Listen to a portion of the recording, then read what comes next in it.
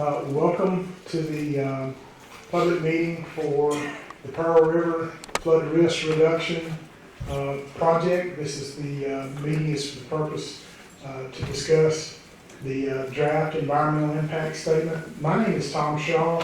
I'm the project manager for the Vicksburg District.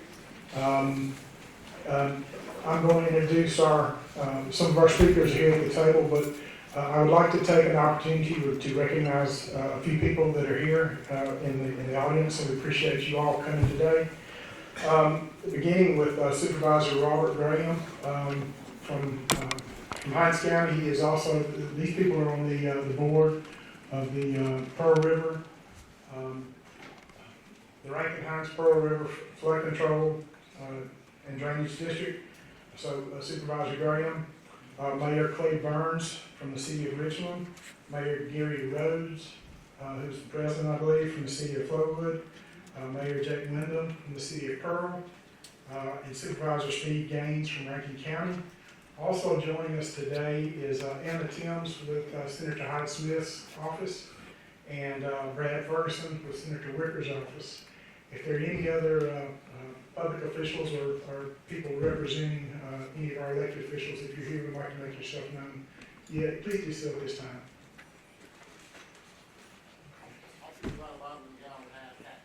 Thank you, sir. Appreciate you being here. Steve Gavin coming from Billy Thompson off Mississippi 2nd District. Thank you, sir. Appreciate it. Anyone else? Okay. So, see if we can get this thing to work. Yes. Okay. And so the introductions that I'd like to make for our folks at the table here, being on the far end is Keith Turner, who is representing the Rankin-Hinds board. Colonel Jeremiah Gibson, the Vicksburg District Commander. Robin Colosimo, she is with the ASA's office and responsibility for planning and project review, I believe, policy review. Mr. Eric Bush, Chief of Planning at Headquarters, United States Army Corps of Engineers. And Brandon Davis with the Regional Planning, Environmental South Group, but Division, excuse me, I lost the D. So anyway, the agenda kind of looks like this, and the way that we anticipate the flow of this meeting is it will be, there'll be a kind of an information meeting at the beginning, and when we get through the presentation, we'll have an opportunity for people to come down to ask questions in the mic. And I would just remind everybody that this is part of the public record. And so, we will, the videos of these public meetings will be posted on our project website, along with the transcripts and the presentation will ultimately be posted on the project website. And we'll have that information in just a minute so that you can actually see where you can find it, get your phone out, take a snapshot, that kind of thing. There's also a QR code on here as well. So let's begin with the let's begin with the message from our outgoing commander. Those of you that were at the our scoping meetings back in May of 23, Colonel Christopher Klein was our commander then, and so, but he's moved on to another assignment, and Colonel Jeremiah Gibson is our new commander, and let's watch the video. Hopefully the audio is going to work on this. Okay, we got the audio. Let's see if we're still plugged in. Audio's up on the computer.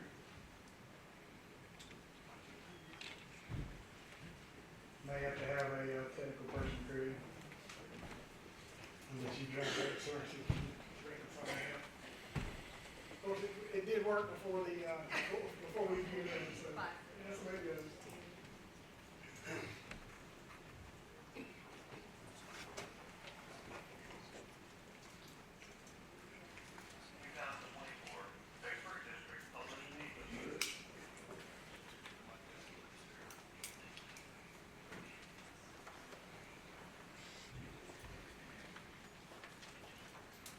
In 2024, the Vicksburg District published a draft environmental impact study a pivotal step in our journey towards mitigating the flood risks plaguing the Pearl River Basin.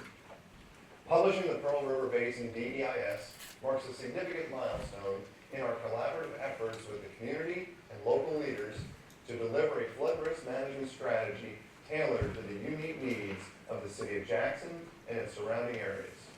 We're committed to providing a solution that manages flood risk and at the same time enables a wide range of additional benefits. It was an honor to lead the team through the publication of this important document.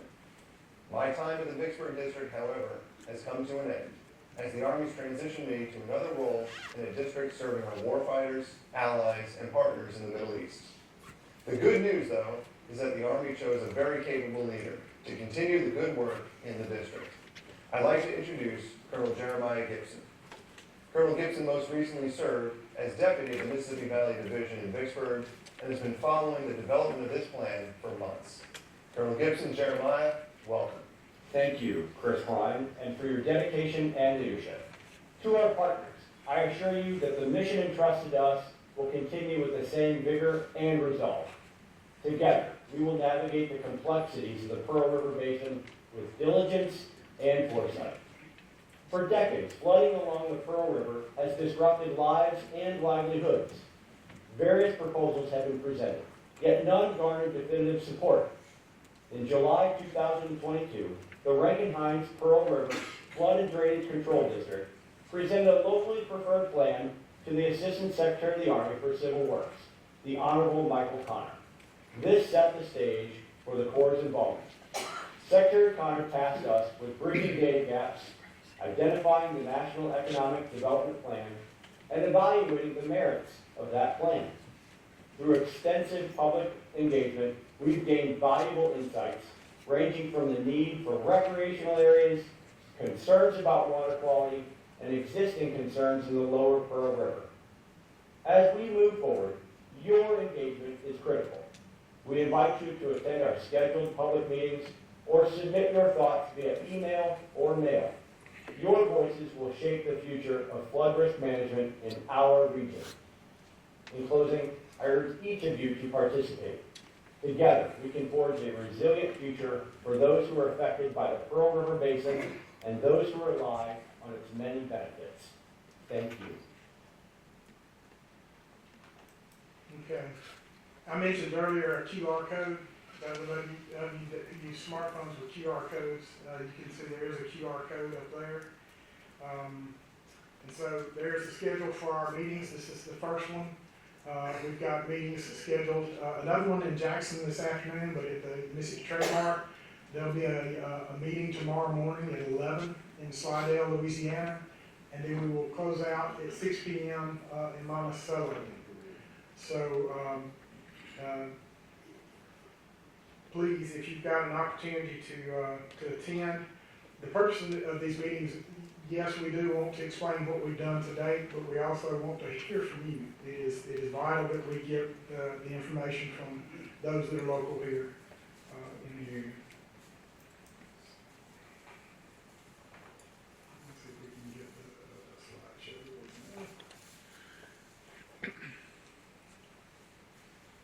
Okay, so rules of engagement. How are we going to conduct ourselves? I would ask is that when we get through the presentations and it's time for people to come up and speak with Mike, I would just ask that you please wait until you are given permission. I will grant permission for you to speak then.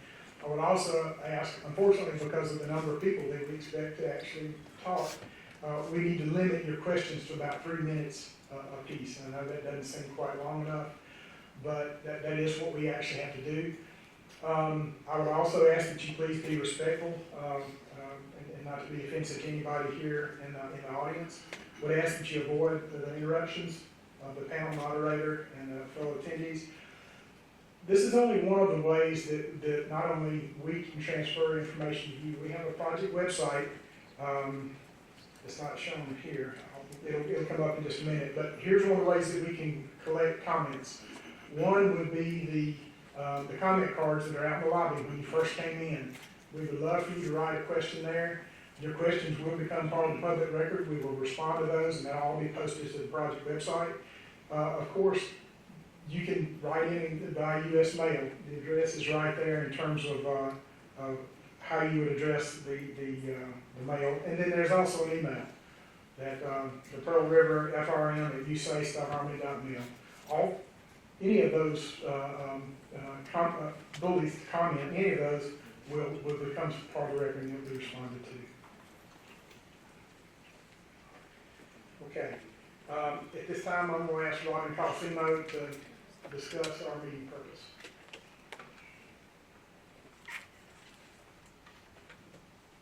Can you hear me? Yes. Bonus.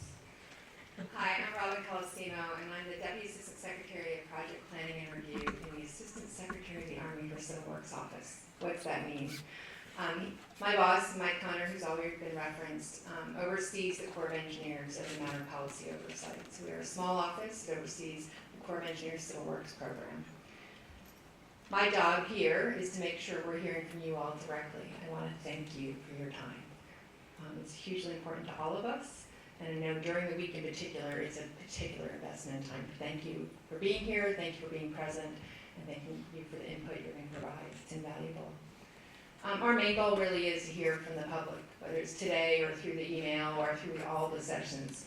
We are really valuing input always, but this process has been pretty dynamic so far, and we know we're at a place where we want to find those good solutions that represent the community's broader interests. Overarchingly, the work reflected in this DIS is really guided by my boss in the memo that Mr. Shaw already referenced.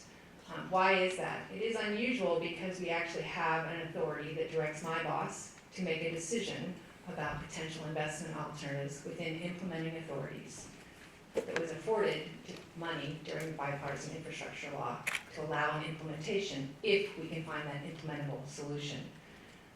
That work seeks to resolve the decades of repetitive flooding here in Jackson and within the Pearl drainage and take advantage of those bipartisan infrastructure law funds. That's a huge deal, right? There's a lot going on in Jackson, but these monies mean something, and we know how important that is. In fact, when the rains happened in 22, all the years blend, we were actually here as those rains were arriving. It was a pretty poignant moment, actually, to arrive back in DC and realize what was happening on the ground and see it firsthand and know the news cycle was coming.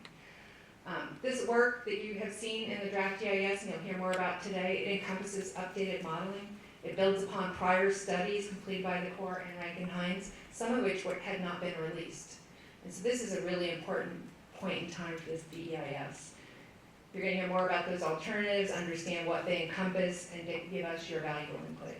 One thing I want to leave you with is it is imperative to understand that we understand how much other work is going on in Jackson, particularly the water and sewer work that's going on. Anything we do as an agency through the use of these funds to benefit your community will dovetail with that work.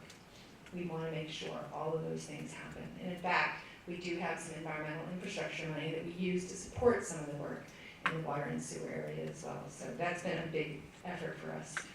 More than anything, thank you again for being here. I look forward to conversations today and continuing conversations. Next slide. And I think this is the slides, Tom, you were referencing that have a bit more about some of the websites and the dates. This is the first of 4 sessions in the next 2 days. We did have a virtual session a bit ago. Many of you may participate there, and some of that input's already a huge value to us. I'm going to turn it back to you. And so, Ms. Calcimo mentioned the virtual meeting.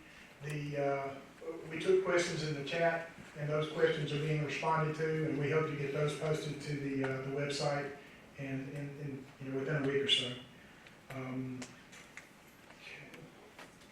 I would want to mention too that in addition to a video that we have going on, we also have a court reporter doing transcription for us to make sure that we get everything captured properly. So at this time, as we go in and discuss the review process, I'm going to ask Mr. Eric Bush if he would to talk to us about that. Thanks, Tom, and thanks, Robin. Again, my name is Eric Bush. I'm the Chief of Planning and Policy at Corps Headquarters, and my job is to provide technical and policy advice to the Chief of Engineers, that's Lieutenant General Scott Spellman, and to Ms. Calcimo and the Secretary, Mr. Connor.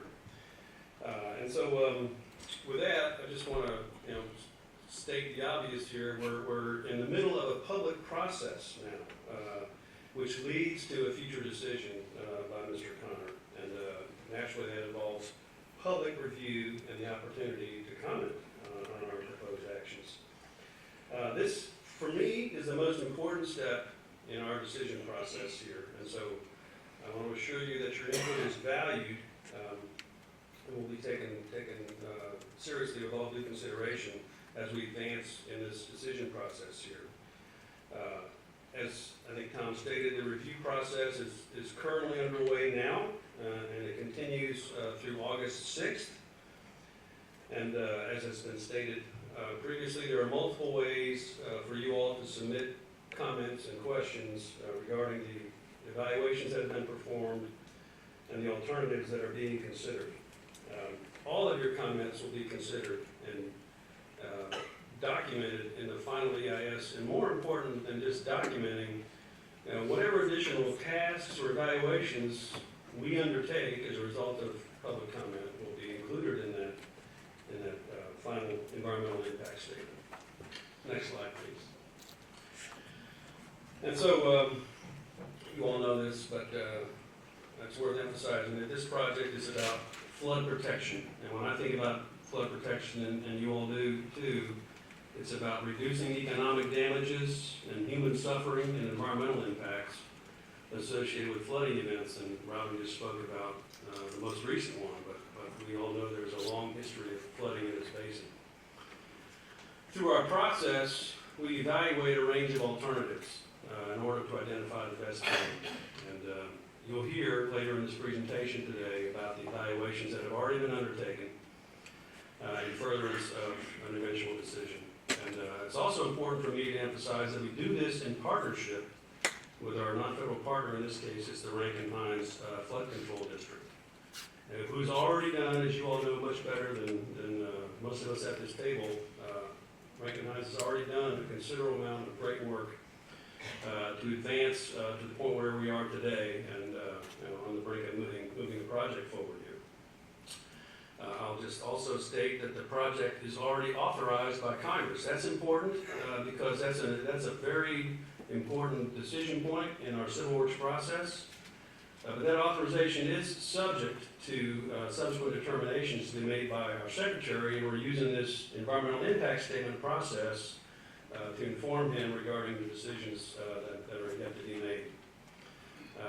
And I'll also add that it's important for you all to know that the administration and Congress have set aside funds through the bipartisan infrastructure law to initiate design and construction on a project after the required evaluations have been completed. So I'll wrap up here.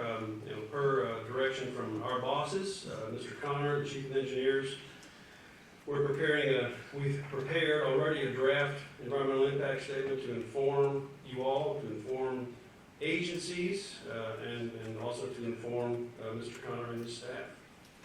And we are, of course, now in the middle of that public process, that public comment period, which we invite you to participate in. And that concludes in August 6th. And so thank you for the opportunity to be here today. And I'll also just add that we're happy to take questions later. And I'll turn now the presentation over to Mr. Keith Turner, representing Rankin Hines. Thank you.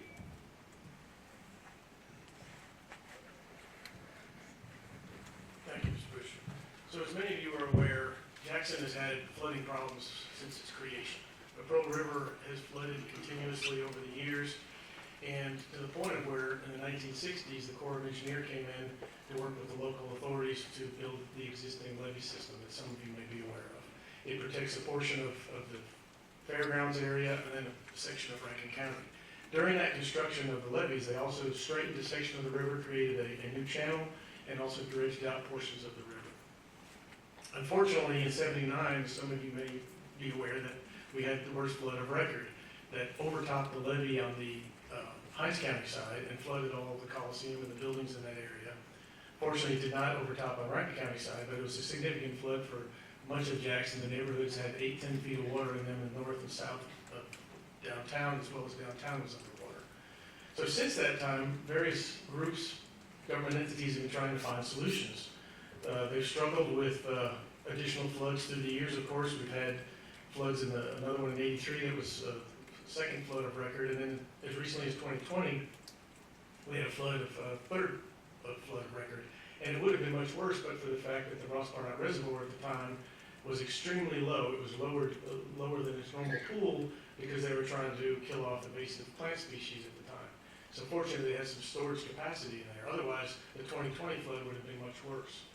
And then, of course, in 2022, we had some more flooding going on. Each year, the Pearl River floods. Naturally, it floods 8 to 10 times a year to where the levees have to perform. And Rankin-Hines operates 2 pumping stations, one on each side of the river. They have to perform, and they pump for sometimes weeks at a time because the levees are having to hold back water and water falls on the dry side. So it's an ongoing effort. It's been there for years, and it's a challenge that folks have been trying to find solutions for. We can go to the next slide, please. As I mentioned, the levees were constructed in the 60s. Since that time, of course, since '79, there's other flood ideas have been tested and failed. Chaco Dam was a dry dam north of the reservoir. That was knocked down because of local concerns about flooding that area. A full levee system from the reservoir on down south was also killed in the legislature because of downstream concerns. So there has been no solution since '79, and we keep coming close to having another significant flood event. Originally, Rankin-Hines got involved back in the early 2000s and picked up the mantle from other entities that no longer were able to move forward on options. And then in 2012, we entered into an agreement with the Corps of Engineers on what they call WRDA Section 211, which allowed Rankin-Hines to prepare an environmental impact statement and NEPA compliance and a feasibility study of different alternatives. That was turned into the Corps in 2022 as a final EIS. It was never published because at that stage the Corps identified issues that they wanted to go through and create another additional EIS. But those documents are out there. During that process, of course, we had multiple public meetings. I know some of you were at those, both at our scoping period in the early 2000s and then through the 2018 process as well. I think that really summarizes where we're at. I mean, obviously, we have worked hard with the Corps trying to come up with the alternatives they're going to talk to you today about. And we really appreciate and thank the Corps for their hard work because they've really worked very hard over the past year trying to pull all this together. And also, as they'll discuss the alternatives, we understand that we worked with them on alternative D&E, which will be discussed, that alternative D is the flood control district's preferred alternative as well right now. So, okay. I think the next slide is, oh, that's mine also, yes, I'm sorry. Out of the last meetings that were held last year, there was concerns about the tributaries and flooding associated with all of that. So the team came out and started looking at what's being done and what's available. And so as you can see, this isn't all the detail, but as you can see, there's a lot of projects in the metropolitan area by the counties and by the cities that are specifically designed to deal with tributary flooding. Because there's a lot of flash flooding and a lot of tributary concerns unrelated to the Pearl River flooding. And I know a lot of you have experienced that. So there's several millions of dollars that are being allocated towards tributary work. The last item, we had a question on what the Jackson funding, just as funding. Jackson's in the process of moving some dollars, several millions of dollars. I don't have the exact number yet because they're still in the process, but they're working with their engineers to focus on additional tributary work in the Jackson area. We'll hopefully have that in the next week or so, and we'll make sure that that gets put out to the public as well so they'll be aware of it. Next slide, I think is, yeah, that's.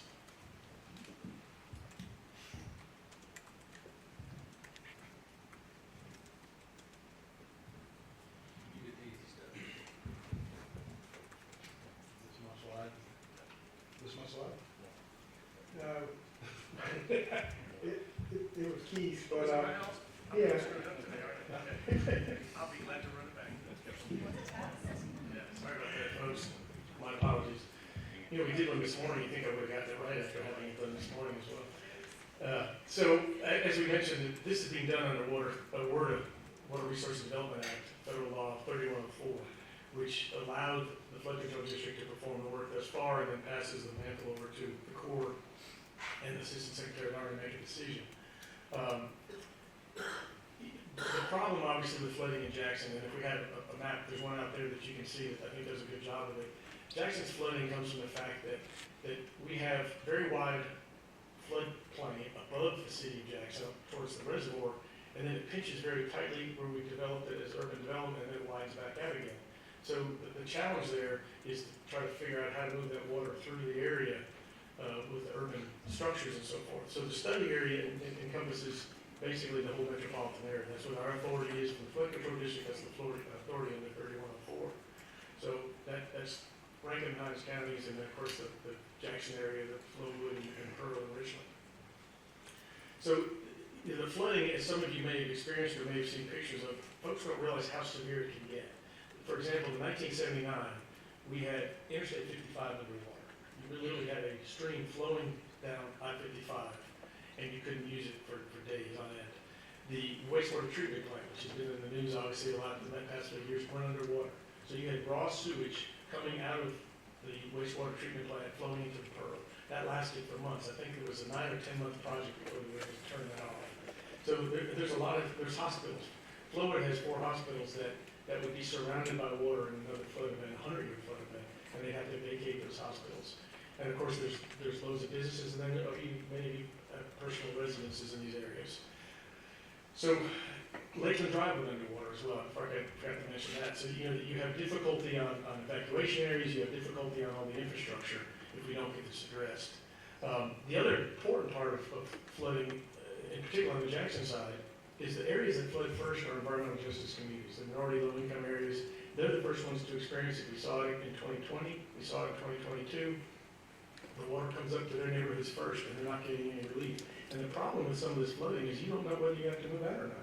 They project it, but if your street's going underwater, you got to decide whether you want to stay or go, whether you want to move your stuff. So a lot of times when these floods start coming up, it may not flood your home, but you've already had to pack up and move out.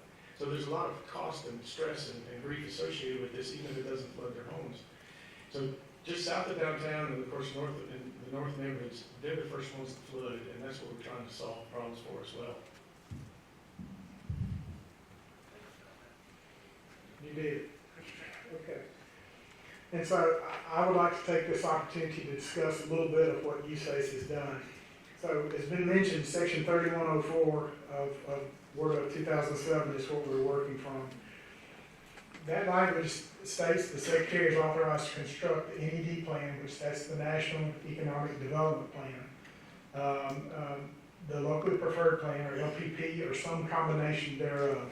You're going to hear that combination thereof. It's going to kind of become a common theme.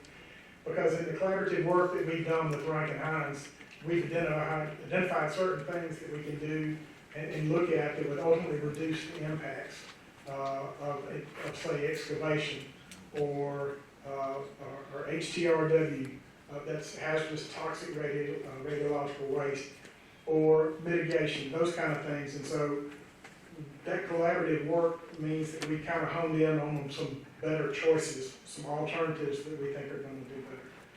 And so we're also asked to look and compare the levels of flood protection to the alternates, and then assess the environmental acceptability and technical feasibility. The end goal is to get flood risk reduction for the Jackson Metro study area.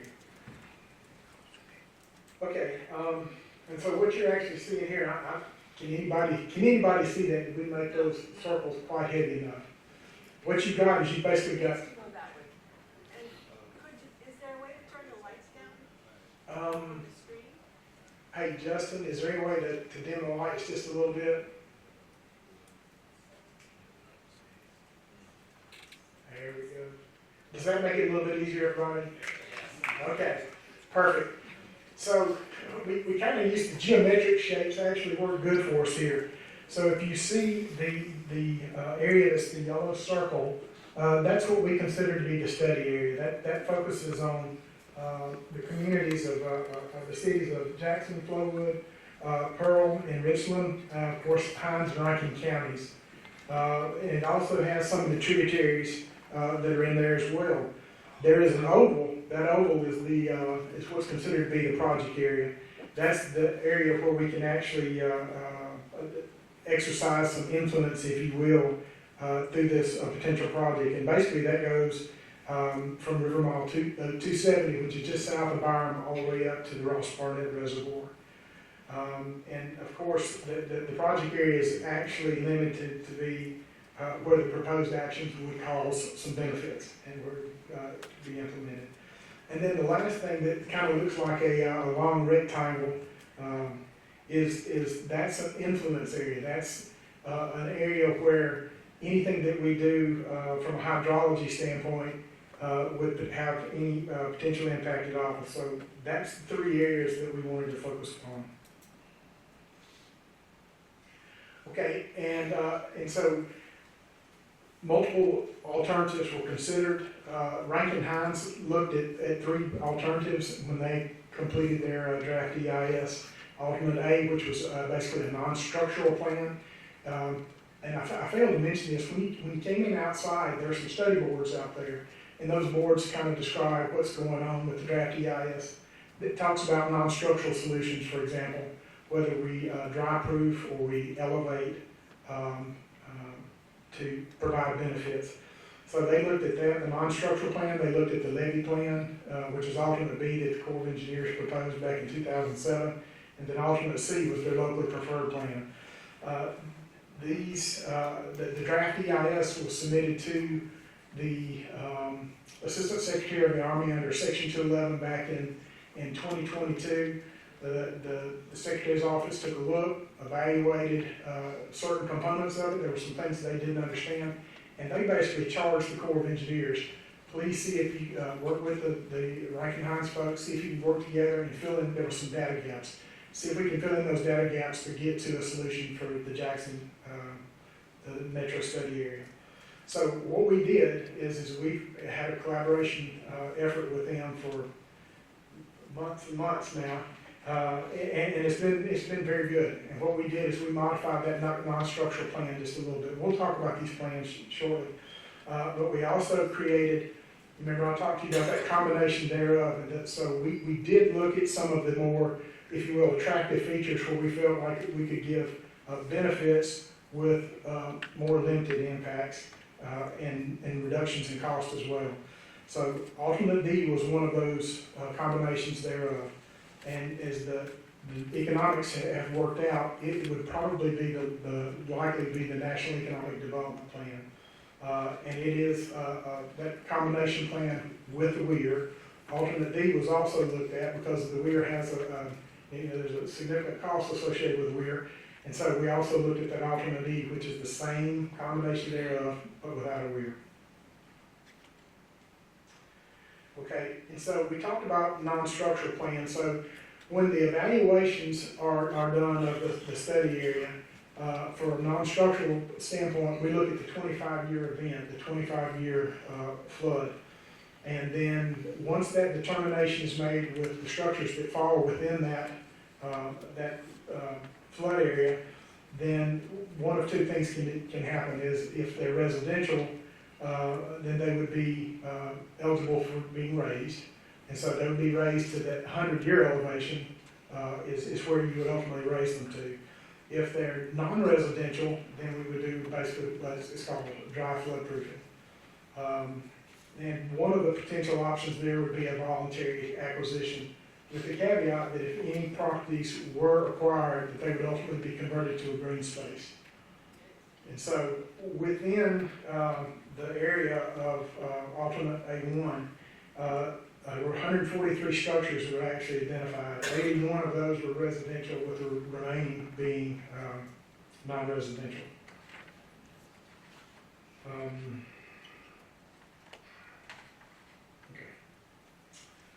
Alternate C that we mentioned was the locally preferred plan originally submitted by Rankin Hines. And one of the things that it did was it significantly improved the conveyance through this area, through the study area. And it was accomplished through several things, one of which was a clearing and lowering of the channel, the overbanks, to basically improve this from a hydraulic standpoint to make the water flow more efficiently and better. It also included demolition of a weir for the fuel water treatment plant, and then construction of a new weir. And that new weir would have a low flow gate in it that would be constructed at an elevation of 258. And it would also include the upgrade of a non-federal levee around the Savannah Street wastewater treatment plant. And then there would also be some requirements for improved drainage, if you will, in support of existing federal levees. Okay, and so now we're here, we'll talk about the combination thereof, so alternate D, which is with the weir, and alternate E without the weir. And so, remember the authority that the secretary has, and so the features that we looked at that would be a significant improvement, if you will, for this selection, if you will, this alternate, is that it did use some of the components of the non-structural, that A1 that I spoke of earlier. It would also reduce excavation of that main channel of those overbanks that I was speaking of. By reducing that excavation, number one, you do reduce the cost, but you also reduce the mitigation that might be associated with the removal of that material. It would continue to utilize the existing weir, so there would be the demolition costs that would be associated with it. And it would be construction of the new weir. That new weir would be set at an elevation of 256, which is 2 feet lower than the alternate C that was mentioned earlier. And the reason we would construct that weir is to support future water supply and also to make a provision for fish passage. And then we will also have non-federal levee improvements at Savannah Street wastewater treatment plant. There's one of the other things that from an EJ, from an environmental justice standpoint, there are levees, the addition of levees at the Canton Club neighborhood. It would also include some countermeasures to protect bridges that cross the Pearl River in the study area. And there would be mitigation features associated with this. And so, as we mentioned earlier, this was arrived at in collaboration with Rankin Hines. Okay, and so alternate D, which is that potential NED plan that we mentioned, I mentioned that there are reduced excavations compared to alternate C, which is a good thing. And we actually moved the weir upstream. There was a deliberative effort to more optimally locate that weir. So that weir now would be basically just upstream of the Gallatin Street, the old Gallatin Street landfill is where that weir is. And it's just downstream of I-20. Like I said, I mentioned earlier, it's at elevation 256. Okay, I think we covered that. Alternate D is basically the same thing, it just does not have the weir in it, the new weir. Okay, and so a little brief discussion of H&H. So one of the important things here is if you look at that graph, and that graph is basically the water surface elevation. If you look at the right-hand side of your stream, the right-hand side of your stream is upstream of the weir. The weir, and I don't think there's any way for me to show you where the weir is. If you can see, there is that first arrowhead going from the right to the left where it talks about I-20 and the alternate D proposed weir. That's where that weir is, and just downstream is that Gallatin Street landfill that I was mentioning. And so the two colors are important here because the color that's on blue, if you will, it begins from the right hand, moving to the left hand side. That blue color represents the without project. That's the current condition that we have now. So that in the event of a 100-year flood, that's where that water surface elevation would be at that particular location upstream. The orange or the kind of red looking line represents the with project line. And you can see as you move downstream, you start to see the benefits decrease, but at the very upstream limits there, that's the bulk of the benefits that are associated with that 100-year event. But you see as you get down and when you get to the weir, that the lines basically remain parallel, but there is a slight bit of inducement, we believe less than 6 inches for the 100-year event. The other thing that we were asked to do is consider the downstream effects. And in our hydraulic modeling, we determined that basically once you get downstream about 5 miles north of Monticello, it would not be measurable. It's within the tolerances in the model. And so one of the last things I would mention here is that one of the things we know we still have to do is sedimentation modeling, and we'll be doing that in a later phase of the project. Okay, now habitat mitigation. Brandon Davis is going to address this slide for us. Thank you, Tom. Thank you. There we go. Back it up just a hair for you. Thank you, Tom. And well, good afternoon. I'm Brandon Davis, and I'm really glad to see you all here. I met a lot of you during the scoping process, and it was very enlightening to learn about you, learn about your situation. It's how it was supposed to be, and it was good for me to meet you and to see the problems that you're having. And that's one of the great things about NEPA. We're going to talk about that. NEPA is the National Environmental Policy Act. These next few slides, we're going to go over some of that, where we have the opportunity to come together to collaborate and learn from each other and what's going on. And that's what we're going to do today. One thing I want to promise you, a commitment to you, for me, is that as I sit up here today, I'll be honest, I may not have all the answers to the questions, but my commitment to you is I have subject matter experts out in the foyer with boards that if I don't know the answer to something, they do.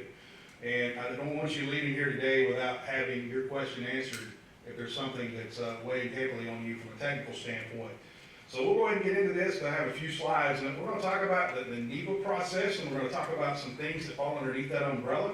The first thing that you see here in slide 22 is habitat mitigation. And that's one of the things about the CIS. We come together and we share our understandings of what's going on, and we try to talk about the impacts and also the benefits of what is going on out here on the various resources and discuss any plans of mitigation. Now, obviously, we want to avoid and minimize the best that we can, but there are situations where mitigation is required.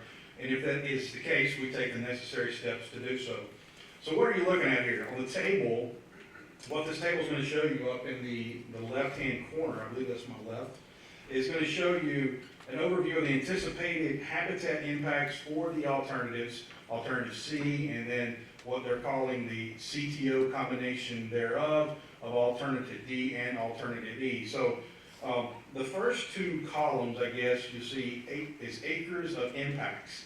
And like I said, that's the first column. You see alternative C, you see the values that are broken out by the various habitat type, and you see how it compares to the CTO alternatives, the reduction that you're seeing for each of the various habitat units for the project. Now the farthest two columns, and I'm sorry, I'm trying to explain this from the table here, but the farthest two columns, you see AAHUs, okay? What is that? That's average annual habitat units, and what that represents are the functions and the values of a particular habitat. When we mitigate in the core, we're going to base on these loss functions. So the mitigation that we may have for open water may be different for bottomland hardwood. It just depends on what is potentially impacted, but it's not a one-to-one ratio of acres to acres on that. There may be more value has to be put in bottomland hardwood versus open water. That's just an example that I'm using. Our terrestrial impacts, they were determined by running the Certified Habitat Evaluation Process Model. That's HEP, HEP. Some of you may be familiar with that.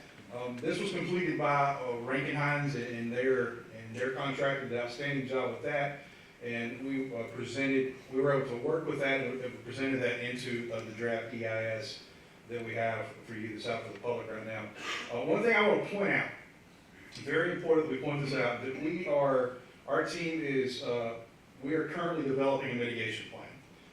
As we said, is that we don't really know the direction. We are going to present this to Secretary Connor. He's going to make a decision based off the information that we provide to him. So prior to any construction activities starting, we would have a mitigation plan complete. Next slide, Tom. All right, this is a slide I know that is important to a lot of you, the threatened and endangered species. In this table, what you're going to see is 8 species of concern in the study area. We want to note that A1, the alternatives that you're seeing up there in the table are C, and then the combination thereof. A1, which was the non-structural plan, was not included in this because there's not any expected impacts to be listed for these species with a non-structural activity. A good thing to point out is that we have a fantastic team working on this, but they did a really good job in collaboration with the U.S. Fish and Wildlife Service when they were making their determinations of these species. So what do I mean when we're talking about determination of the species? If you see up there in the table, you may see an LAA or an NLAA. That means the LAA, likely to adversely affect but not to jeopardize the continued existence of. So there could be temporary impacts to that species, but we're not expecting that species to be in complete jeopardy and not be able to revisit and reestablish themselves into that habitat. And then NLAA, not likely to adversely affect. And as I said, the determinations for each of these species that are listed, 8 of them here, was made in collaboration with U.S. Fish and Wildlife Service. So this is not just the Corps saying, well, we don't think anything's going to happen here. We had great collaboration.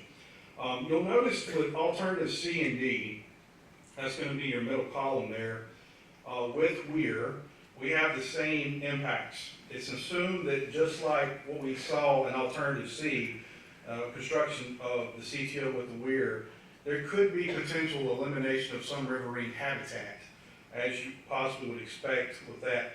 A velocity analysis like was conducted for alternative C is being conducted because we need to better understand the potential impacts that the CTO could have on the riverine system. Yes, we do have fish ladders in place and other measures, but we still need to make sure that we're doing that velocity analysis to understand what is really going on with those habitats.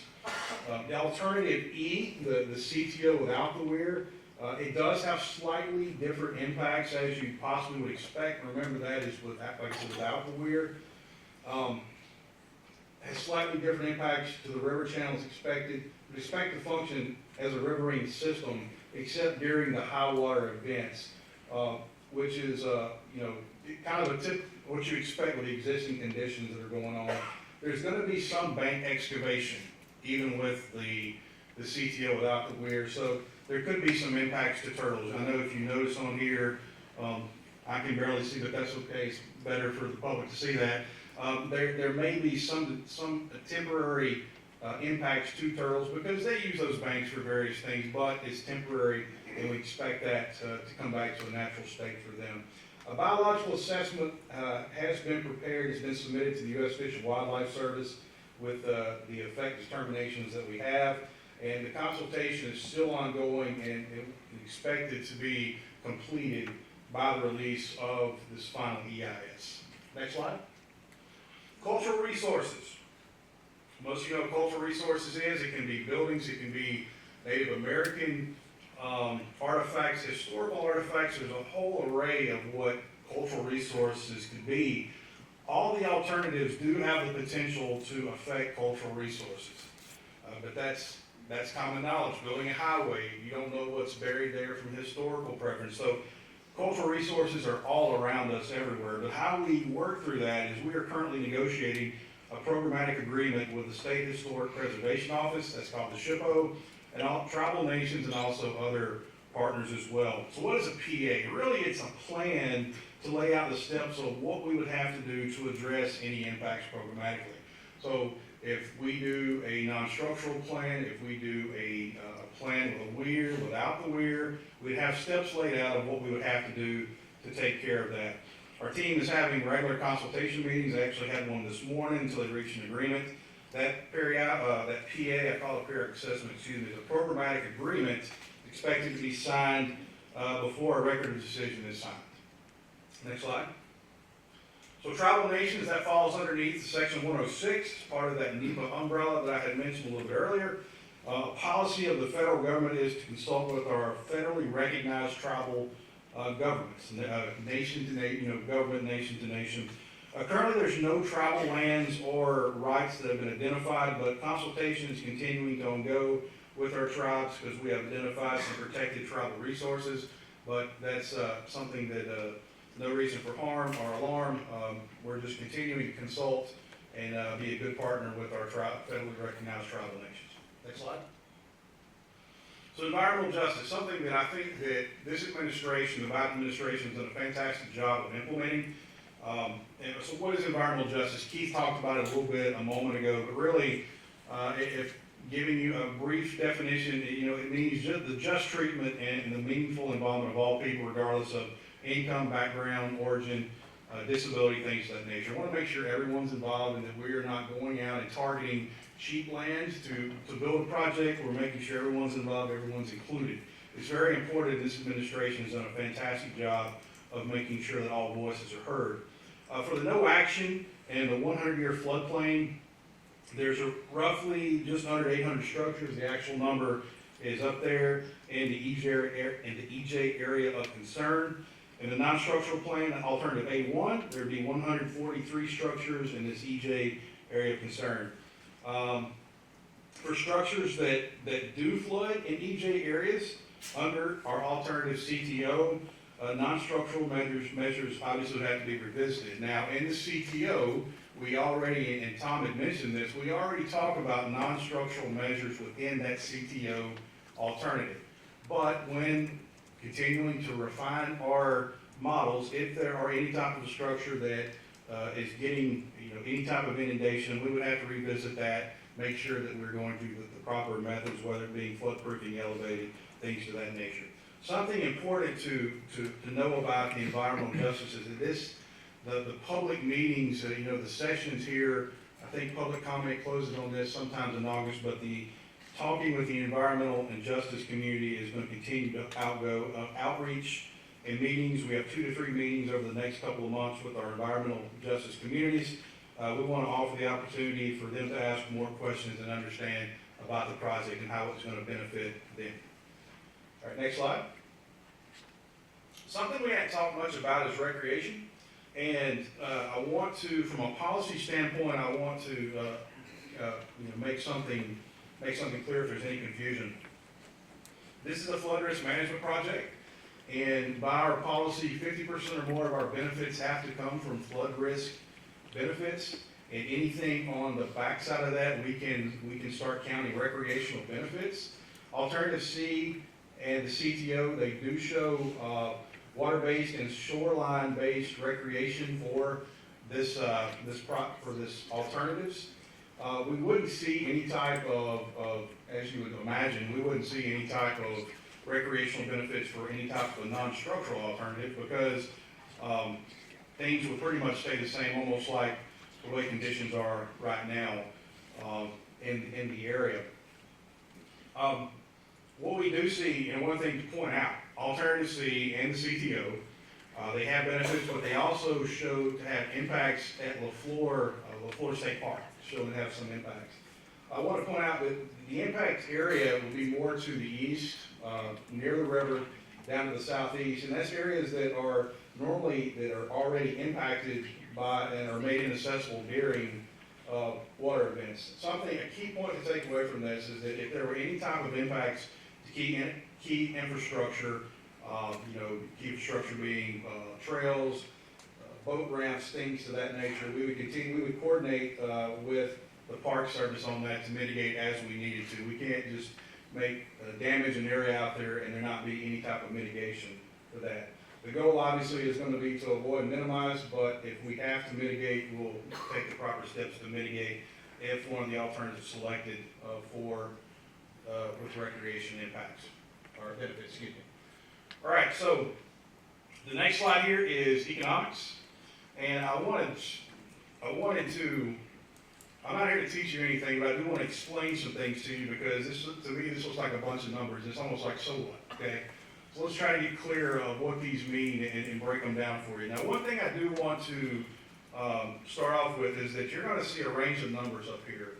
And just for example, if you look at alternative D here, the CTO with Weir, you're seeing a cost that range from $487 million to $655 million.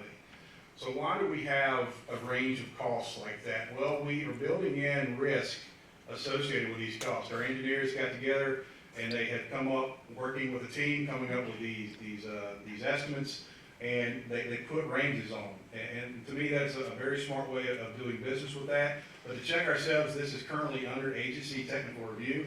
We have a reviewer out of our Walla Walla district, that is the cost engineering center of expertise, that is actually reviewing these numbers for us right now. That ATR is ongoing and will be completed in about mid-March. So you see what the various costs are here.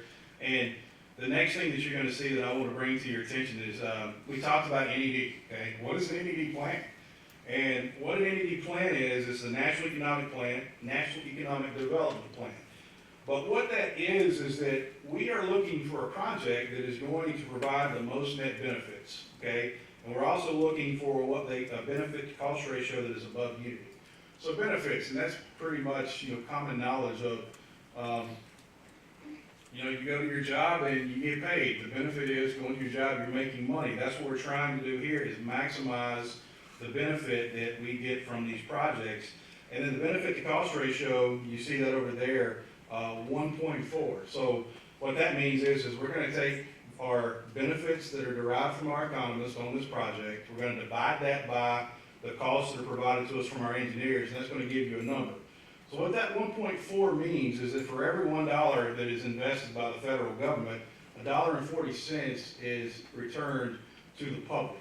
So that's how we derive what NED is. So just wanted to give you an overview of what you see here. And again, I invite you to, if you have questions about the economics, I'm going to be in the back with our lead economist on this. We'll be glad to go in more detail with you on that.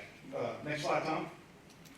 So this is a lot of numbers, and I don't know if you can even see the VCR down at the bottom there, but I want to remind you that the charge that we were given by the ASA in our guidance is that we are to give them an array of alternatives to choose from, and we were to identify what an NED plan is. And we have done that, and we feel really good about these numbers, and they're vertically aligned. Again, we are going agency technical review right now to make sure that there wasn't anything missed, and there could be additional analysis that's required that would give maybe some type of a variation. But at the moment, these are the numbers that we have. And what I want to point out is that the big thing is the risk that we see with the cost. We have a high and a low for alternative D, alternative E, and then the non-structural plan. So if you're trying to identify what an NED plan would be, it would be the BCR being above 1, and then also which project provides the most net benefits. Well, it's kind of subjective. We have about 3 options up there. One could be a non-structural plan, one could be the alternative D, the CTO without a weir, and then it could be with a weir. A lot of it depends on the cost and what we get as far as the final cost certification goes. So just wanted to break that out for you, that nothing has been selected. There are options out there for the secretary, and this is the information that we will provide to them to make an informed decision. Next slide. Okay, so my final slide here is hazardous, toxic, and radiological waste. And so numerous, as you can see, are the non-federal interests, and Rankin Hines did a great job. There's numerous analysis that have been conducted on this. Once an alternative has been selected, we would have to do an additional assessment prior to construction. Really, the bottom line on this is that we can't go out and construct in an area if there's some type of HTRW risk. So we have to have a clean site. We'll collaborate with Rankin Hines to make sure that that is taken care of before any type of construction activity would take place. All right, thank you, Brandon. And so one of the questions that you might ask is so where are we in the process? And so what we try to provide here is a timeline. This gives you some info on that. So as we mentioned earlier, the draft EIS went out for public review on the 7th of June. The public review period does end August the 6th. And then the period of August through September is when we will be addressing the public comments with the intent to make a notice of availability for the final EIS in October. And then with the final EIS being released sometime in December, and with the Secretary making his determination and a record of decision at that time. Okay, And so, that concludes the first part, the presentation part. And what we will do is we will now open it up for the microphones. And I would just ask, we are trying to focus on process and procedure at this particular moment. And if there are technical questions that you do not have answers for, we have our subject matter experts that are in the back. They will be kind of standing around those boards that relate to their specialty, and they will be more than happy to discuss with you at that time. And so, we mentioned the ways we can, you can have feedback. So we've got basically 2 hours allotted for this, and so we consume about an hour, so we'll go back about an hour for just general comments and discussion. And then, like I said, you're free to go back to the subject matter experts back in the lobby area. Dr. Crawford, I think.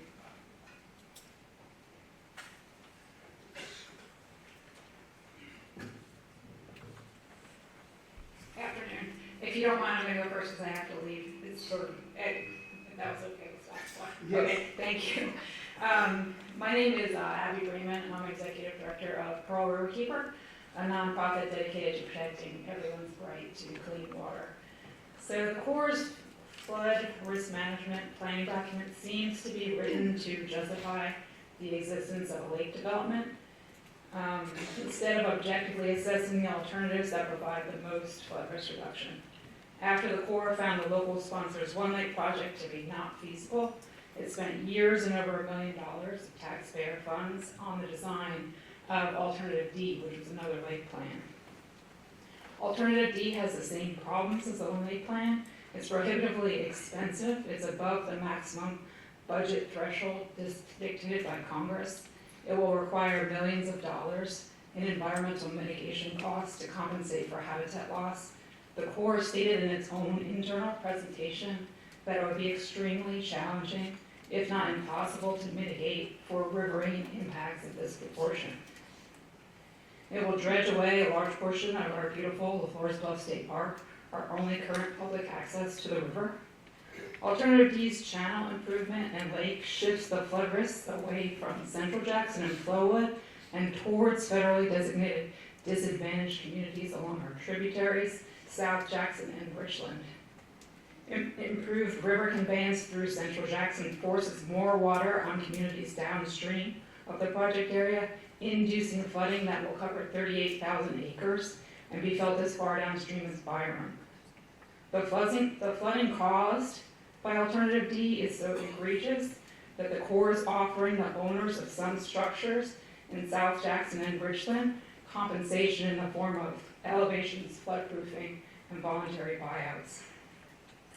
Alternative D, the Corps' new channel improvement and lake plan, alleviates flooding for a little over 300 structures and causes flooding for others. Has a price tag of $500 to $650 million. The other alternative proposed, Alternative A1 plus the Cam Club levee, is a non-structural plan involving elevations and floodproofing of structures. It also protects a little over 300 structures, but only comes to a price tag of $60 million. It doesn't make sense. The Alternative A1 cost is well below the current total authorized project cost. A large budget remains for expanding Alternative A1 to include more structures and for adding other project features such as recreational opportunities along the river, levees to protect critical infrastructure like Savannah Street wastewater treatment facility, bridge conveyance improvements, and tributary restoration. Communities along our tributaries like Purple, Eubanks, Town, and Lynch Creek suffer from persistent and devastating flash flood events and deserve consideration in a Pearl River Basin flood risk management project. So Pearl Riverkeeper recommends the Corps discard the lake plans, like Alternative D, and instead develop a combination plan that prioritizes and maximizes flood risk management benefits over recreational and commercial opportunities. Thank you for your time. I'm going to run, but the other thing is I've submitted a FOIA request for a cost analysis or an economics appendix. It's impossible for anyone to understand the project and whether it's the NED if we don't have that information. So thank you very much for your time. Thank you.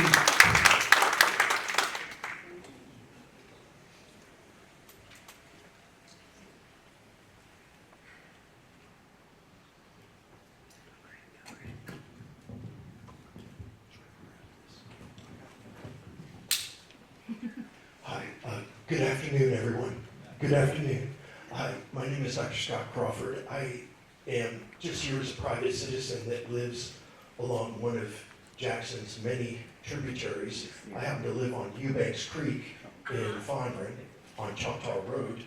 And, we experience frequent flash flooding that is a direct threat to our homes, our cars, and in worst case scenario, our lives. And as you know, I'm a wheelchair user and I can't self-evacuate. And, when these floods happen, I'm trapped in my home. My neighbors get water in their homes. And so back to this issue. Rather than an unbiased scientific assessment, the draft EIS reads like a justification for a predetermined conclusion. The document argues for a new lake plan, touting its economic and development impact, while completely ignoring induced flooding on Jackson's tributaries and river flooding south of the dam.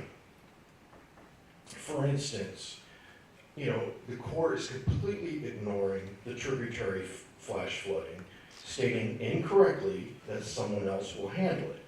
I read your report. I've done nothing else for the last month. And table 1-1 in your executive summary does not stand much scrutiny at all. We've been told many times that there's a study, and nothing has been done for decades now, to solve our creek flooding problems. So we are not naive. We do not believe listing some words on a table is going to work. We're not buying it. Okay, as someone that lives on one of those tributaries, like I said, we're just not buying it. Words on a table are a far cry from substantive action to mitigate flash flooding. Now, I agree with Ms. Brayman. There are better alternatives than a lake plan. We already have a lake, folks. It's called the reservoir. We have a lake. Alternative A1 has no adverse environmental consequences and could be expanded to include more homes and structures, and I think it should be expanded to include more homes and structures. Restore the floodplains and work on the tributaries, raise the roads, and include a possible levee to protect all the northeast neighborhoods, including McLeod and Parkway. I need someone to prove to me that it can't be done. I agree. I agree wholeheartedly the Cannon Club levee is a great idea. In fact, I can't believe it wasn't done decades ago. So the question I have, and it's a sincere question, is why can't we extend that levee or something like that levee to protect all three of those communities in the Northeast Jackson area? And all of this A1, is all doable now. It's all doable right now.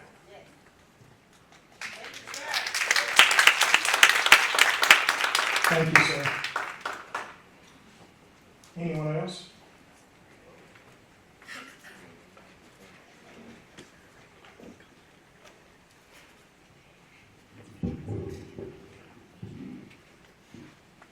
I'm Andrew Whitehurst, Water Program Director for Gulf Restoration Network, or Healthy Gulf. I live in Madison. I learned two things in my ecology class with Dr. Robert Kashner at UNO that are relevant to this project and its alternatives that further dam the Pearl. The first thing is that dams disrupt the physics and ecology of rivers by trapping nutrients and sediment and exporting heated water. There are also barriers to the movement of fish and aquatic life. The second thing that he told us was the Corps of Engineers does what Congress tells it to do because Congress has the money. On the first point, you don't have to read too hard between the lines of this DEIS to see that the Corps is leaning towards alternative D, which will further dam the river. On the second point about the Corps, one person makes the decision on which alternative to advance to the next stage of being funded and built. And that's Army Secretary for Civil Works, Michael Connor, who has for the last 3 years been lobbied hard by the non-federal sponsor and its supporters. He'll make his decision sometime in December, and he's in a hurry. There's an election and a new presidential term coming. My main question for Secretary Connor is this: is it really okay to approve a project first and then wait until the pre-construction, engineering, and design stage to figure out how great the costs are?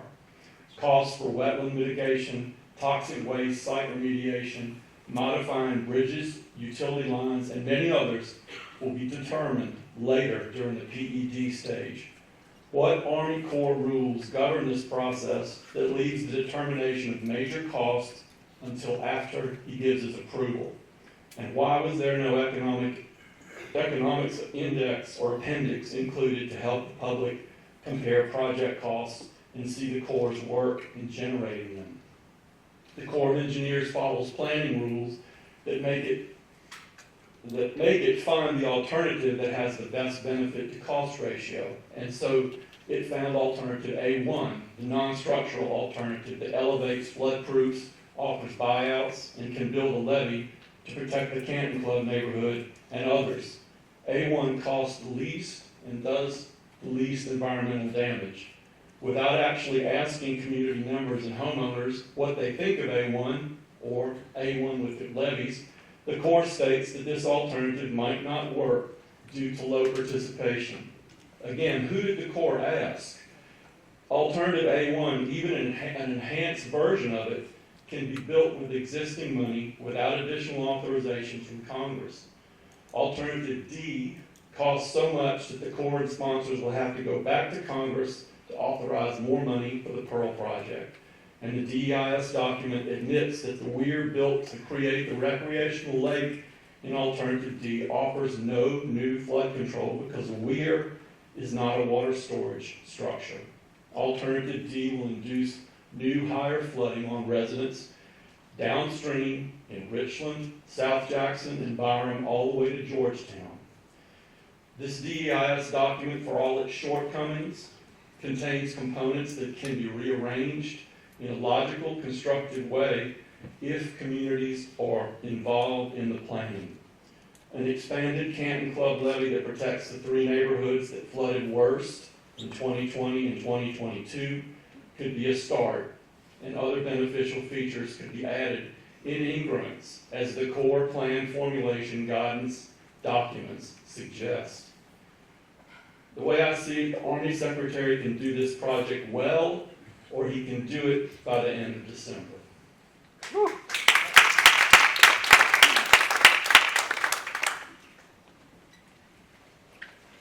Thank you. Ma'am? Good afternoon.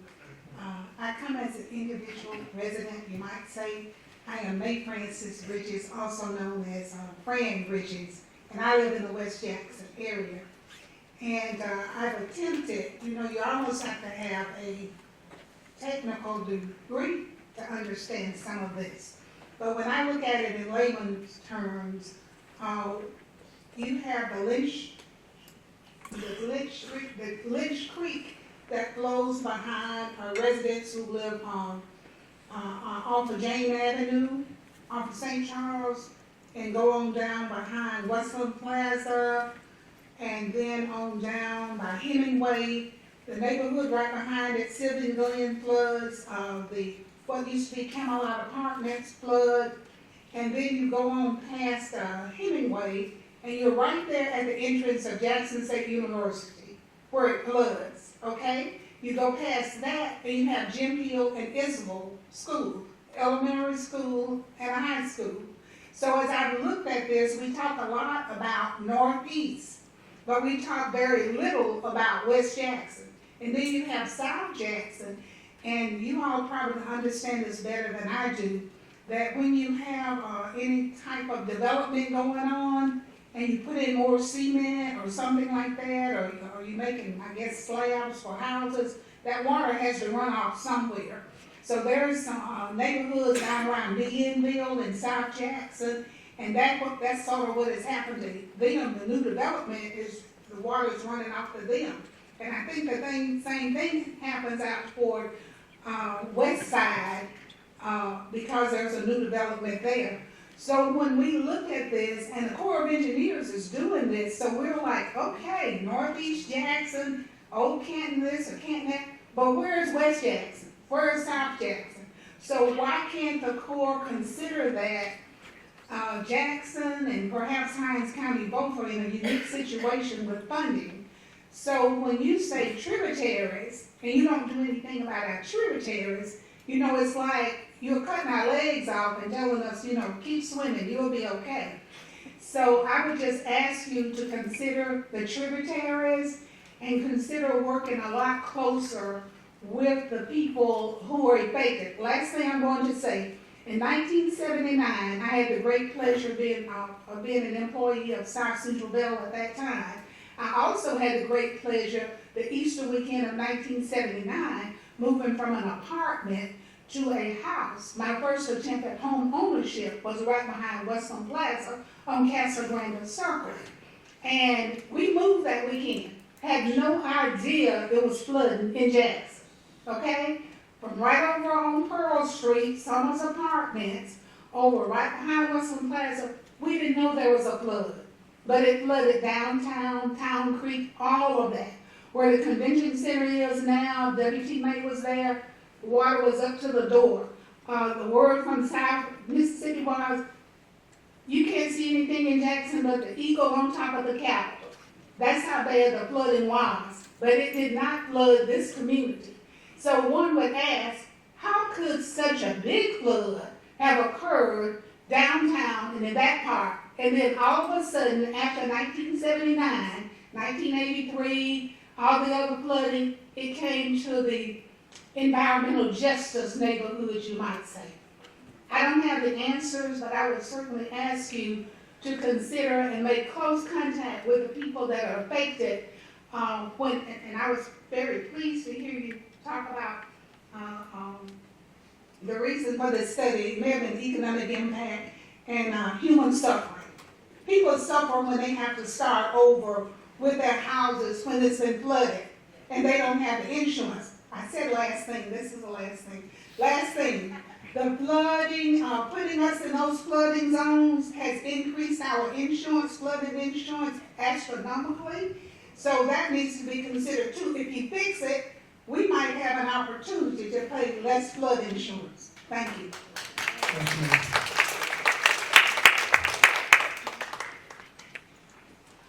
Anyone else?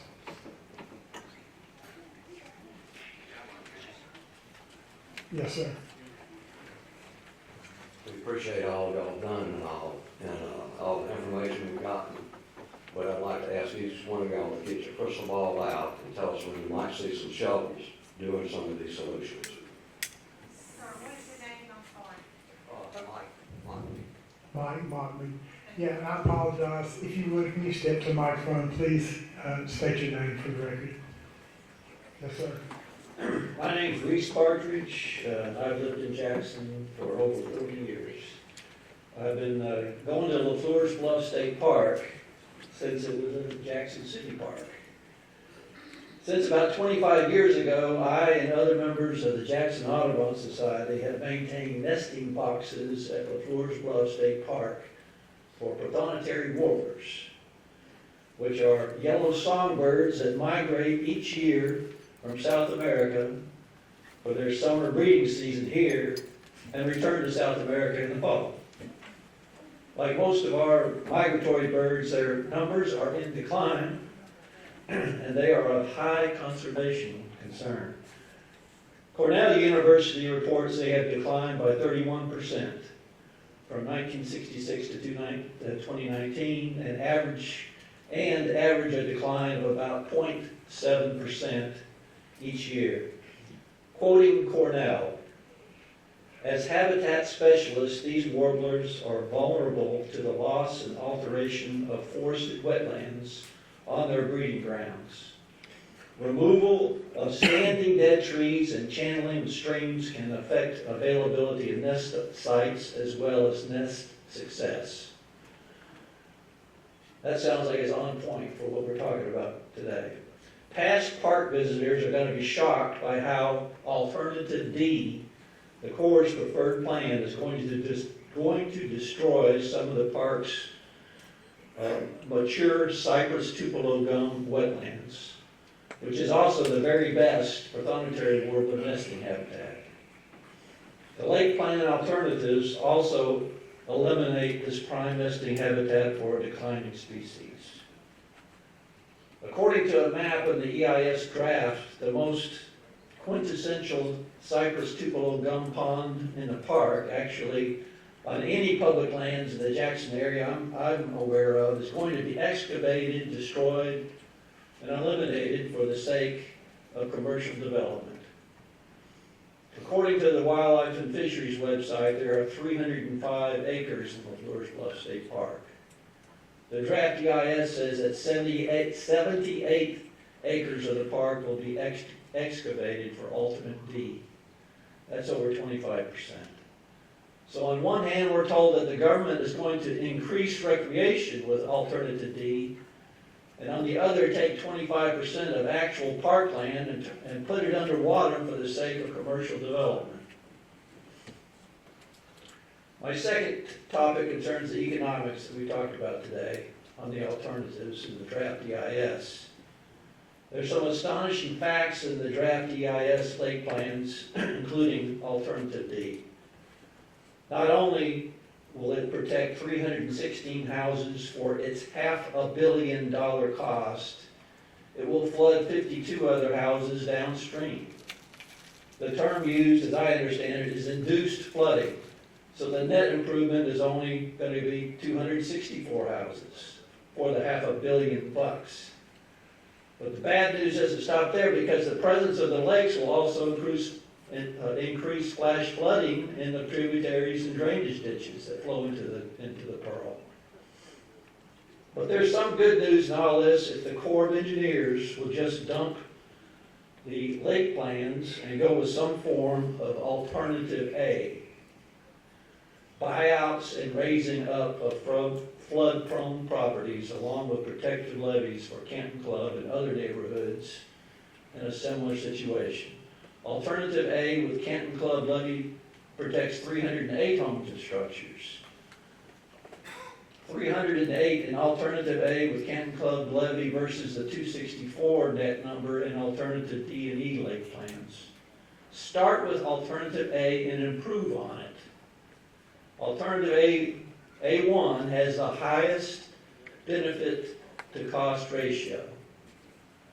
Alternative A1 with Canton Club is $60 million, million with an M, versus Alternative D, which is $500 million with a B.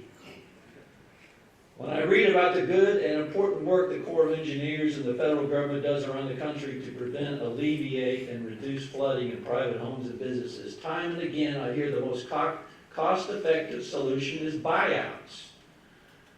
Too often, all the incredibly expensive earth-moving excavation and destruction doesn't even solve the flooding problems. We've had a governor who recently had a lot of country sayings that he repeated, one of which was, keep your eye on the ball. Keep your eye on the ball means get the job done, but do it in the most cost-effective way for taxpayers. And in this case, in the least destructive way for our natural heritage. The lake plans are a preposterous and outrageous misuse of and misappropriation of taxpayer money. What's more, it's ignorant to move forward with any lake plan when it ignores the facts. The facts are that buyouts and raising flood-prone structures are a far wiser use of taxpayer funds than any lake plan. Thank you.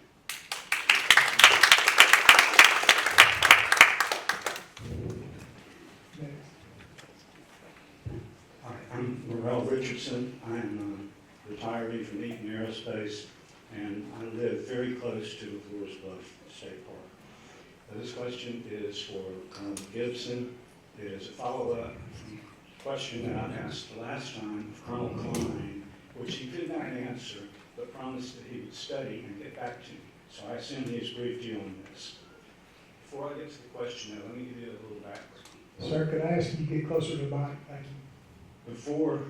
Before I get to the question, let me give you a little background.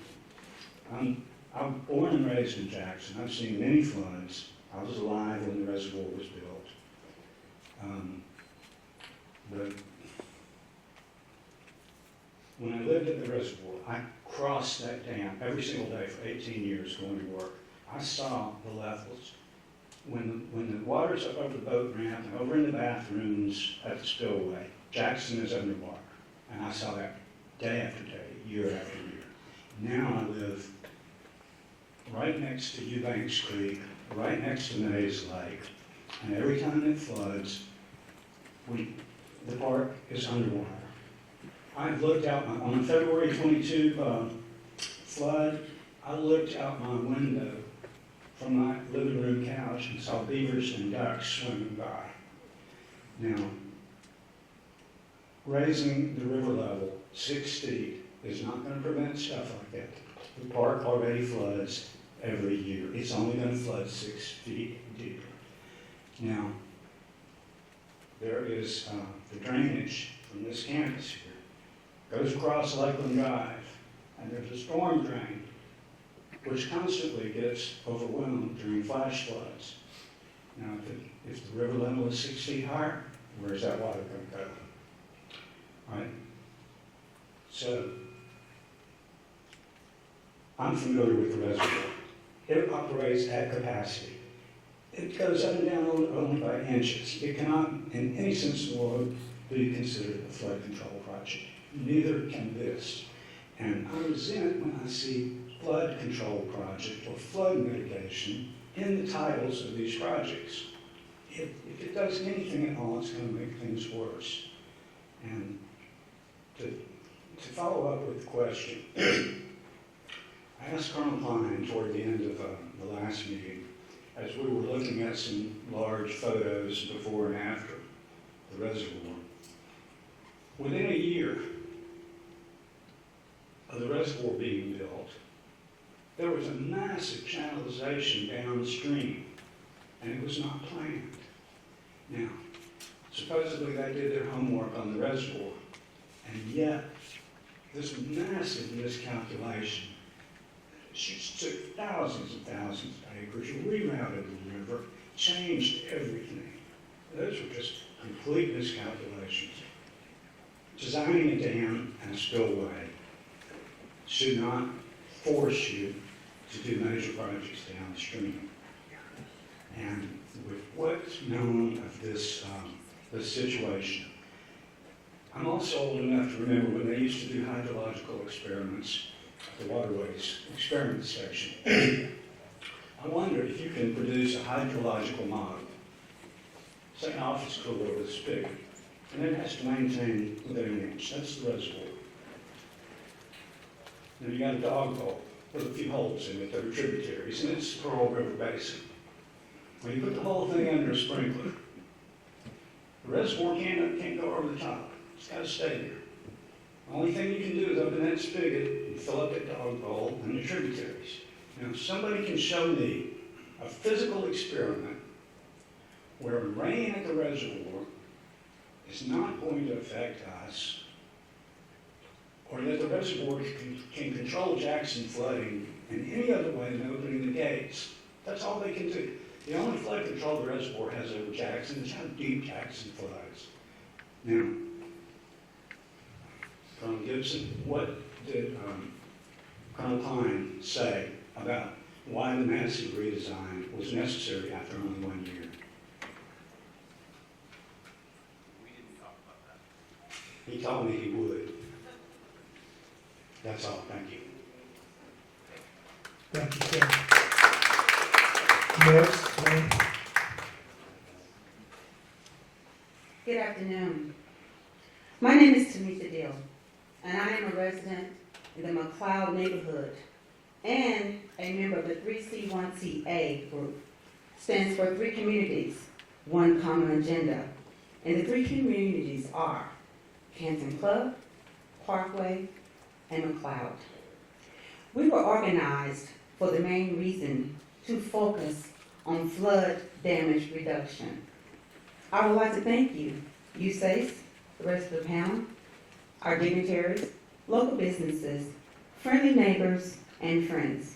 Thank you for giving my neighbors and I the opportunity to express our concerns. In our communities, we were mandated to be evacuated in 2020 and 2022 due to the Pearl River flooding. But unfortunately, we have been dealing with other factors on a regular basis for several years. We have worked with department heads, dignitaries, with little to no progress. Some of the issues are collapsed pipes in the storm drains, clogged drains for many, many years, flash flood each time it rains, which block access to roads, homes, businesses, etc. Unstable bridge on Cedric Drive on Purple Creek, which already had a proposal in 2021 to have it replaced. Unfortunately, nothing has been done yet. Currently, the city of Jackson does not have any engineers on their roster. No bridge inspector on their roster. I would like to request USACE to reject the alternatives and choose an inclusive decision for the residents, for upstream and downstreams, businesses in the area, and wildlife. Some of the issues with these alternatives are, with alternative A1, where will the water flow for the Canton Club's levee? There is a need to replace the current levees now. So if the levees that are placed in your alternatives, how will they be managed or maintained? Who will be responsible for those operational fees of these levees? Home elevations may require additional costs to bring those structures up to current building codes for plumbing, electrical, and energy systems. And why? Why were the many tributaries that would impact our neighborhoods removed from your plan? For example, Purple Creek. It flows definitely for those particular communities that I just mentioned, and also upstream to Ridgeland and so forth. But it's funny that the same Purple Creek is on the city of Ridgeland's flood mitigation and restoration project, which they are currently asking for $4 million. They also have the written support to Congress. They have written support to Congress for Representative Michael Guest and Senator Cindy Hyde-Smith. But that will not fix our problem in Jackson for that same Purple Creek tributaries, and including others. Will buyouts be taxed? Will flood zones reduce the values of those homes that are being voluntarily asked to be bought out? Alternative C. This plan takes us further away from the productive flood mitigation and restoration plan. It disturbs the ecosystem and definitely not cost effective in regards to the dams. Alternative D and E. It doesn't provide a solution that resolves our flooding, and both of these requests require congressional action.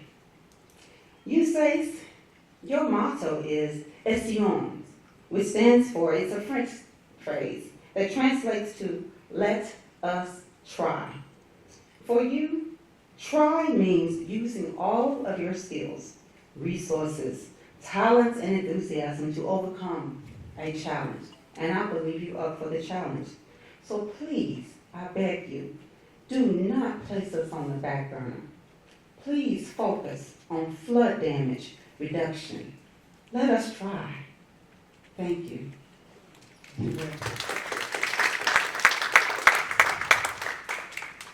Yes, sir. Good afternoon. I'm Alan Lyon, a lifelong Jackson resident investor in a lot of the affected areas.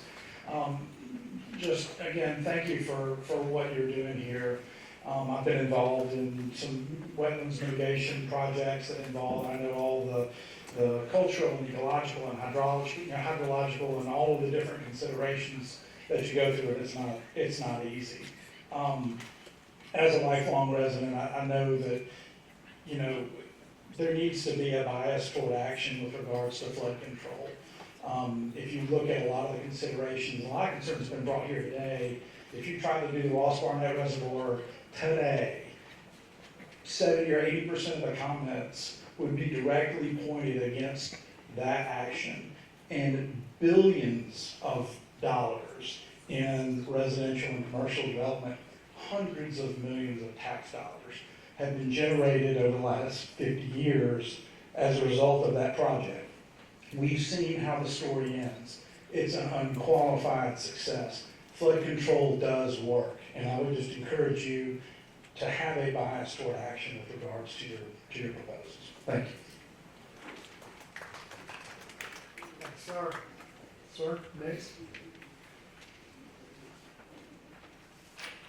Hey everybody, how you doing? I'm Larry McDonald. I'm from one of the flood districts, Port North Canton Club Circle. I was here just about every time after the 2000 when it flooded, every time, even flash flood. The question I got, I see, I'm from Hillsborough, Mississippi originally. I'm not going to throw all these numbers up here, but the one lake proposal that you're trying to do, I'm just going to call it what it is. What happens when that one lake floods? I never saw that contingency plan in the report. 2, I've been to many countries, many states that have recreational levees. Why is we, the people of Mississippi, the government, or the federal government, can't come up with something to do recreational levees to benefit all the people in Mississippi that goes along that river channel? That's one of the main concerns that I have. I don't think we're doing it. I'm not saying you guys are not doing enough. I appreciate you for your support, whatever you're doing.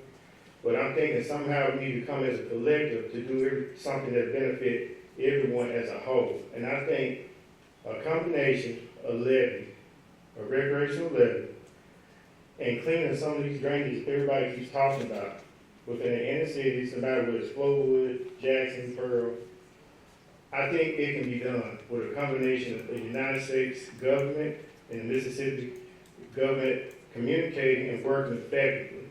I think we can do that. And if you can show me that critical report for this one lake project, which you want to call, because once you build this, I know a lot of people want it done. I want to see the critical point because I think it's going to have another disaster. That's all I got. Thanks, sir.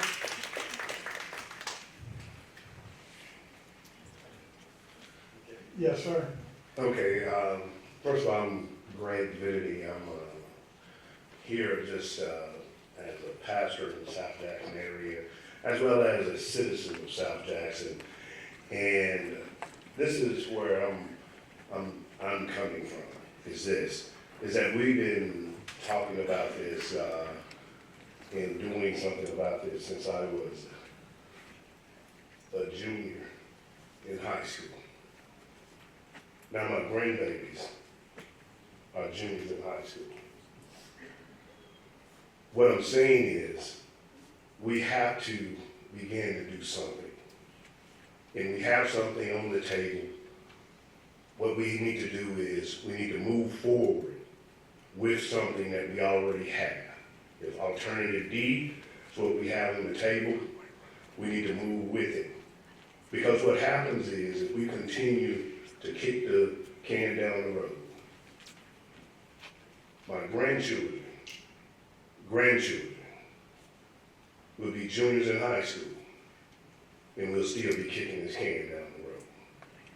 A flood would devastate our communities, would devastate the areas. So what I'm saying is, if we have something on the table, all these numbers and stuff, all this, I'm not familiar with all that. But I know that we need to do something.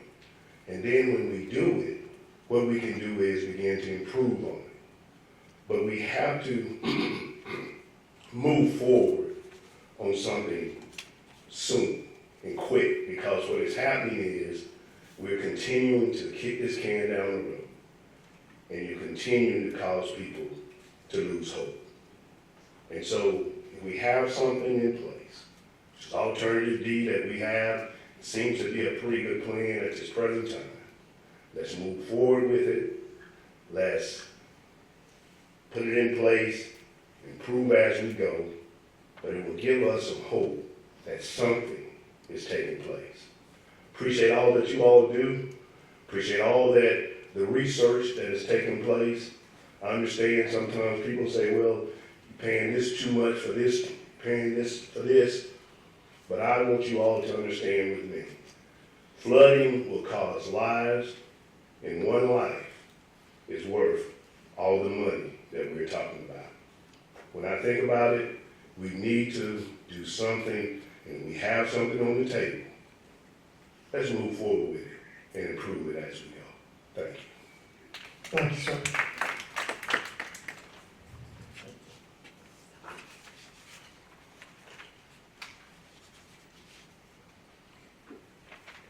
Good afternoon, sir. Good afternoon. Good afternoon, USACE. I'm going to make my comment very short.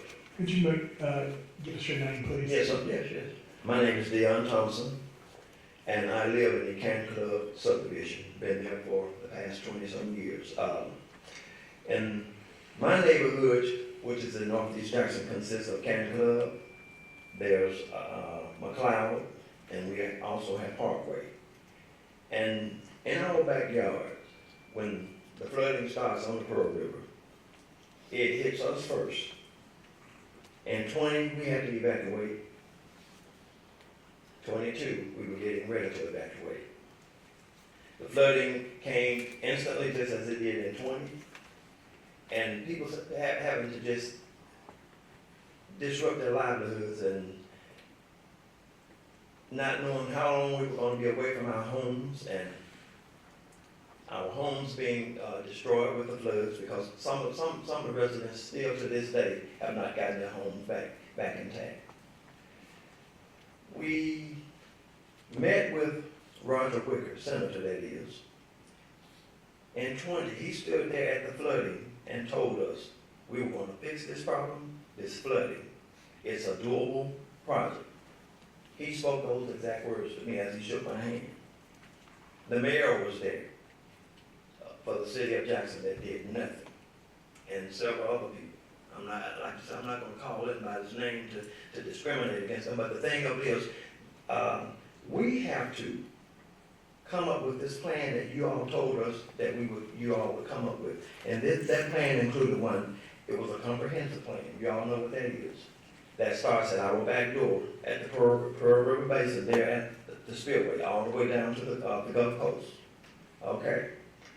And I want you all to give us a plan that's going to include everyone, meaning that it's going to strengthen, first and foremost, our neighborhoods. We don't want our neighborhoods destroyed. We don't want our neighborhoods wiped out. The people that are there, homeowners, myself and others, we want our properties and our neighborhood protected. We talk about what? Flood risk, the management of it. It starts there with the reservoir and goes all the way down to the Gulf. You all know that. You are not the U.S. Army Corps of Engineers for nothing. Secondly, the safety impacts of our neighborhoods should be included in this plan. With our creeks, our bridges, our drainage systems, our sewage, and even the future references of our drinking waters.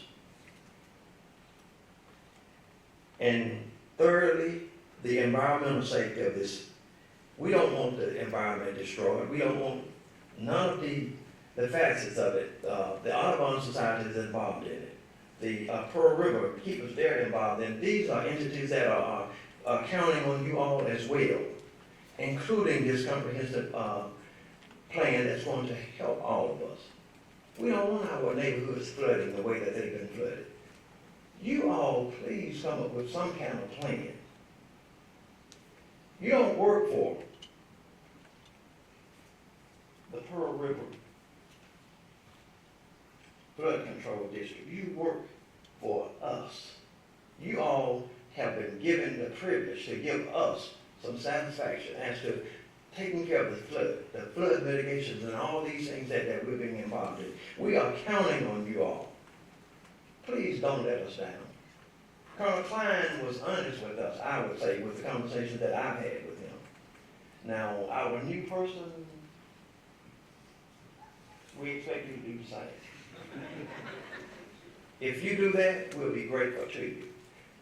Pearl River flood, the Pearl River flood control people that's controlling the river and what have you, they're looking for one thing. That is to put money in their pockets. And I'm just gonna tell you like that. With this one lake project, and we don't have time for that. We do not have time for our neighborhoods to be flooding again. And right now, within the past, from January up until now, we've been threatened with floods 3 times. So we're just sitting ducks waiting for the next flood to happen. Please consider that in y'all's plan. Please do not neglect us. Please, Colonel Gibson, please help us. We ask of you, we beg of you. Gotcha.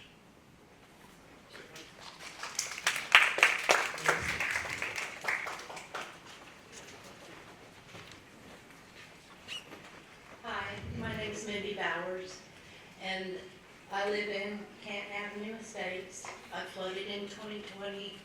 I was evacuated, threatened in 2022. My house was 8 feet under in 1979, and very invested in this control project.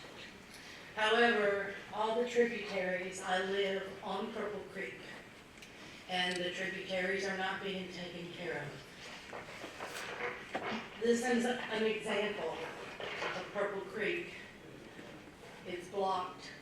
I have been working 11 years to try to get this cleared so that what is happening, I live down this area and the water is 4 feet deep, standing, not moving because of this.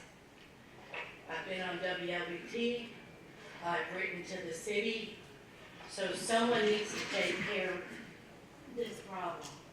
The other issue I have is I'm a little concerned with the levee, the Canton Club levee.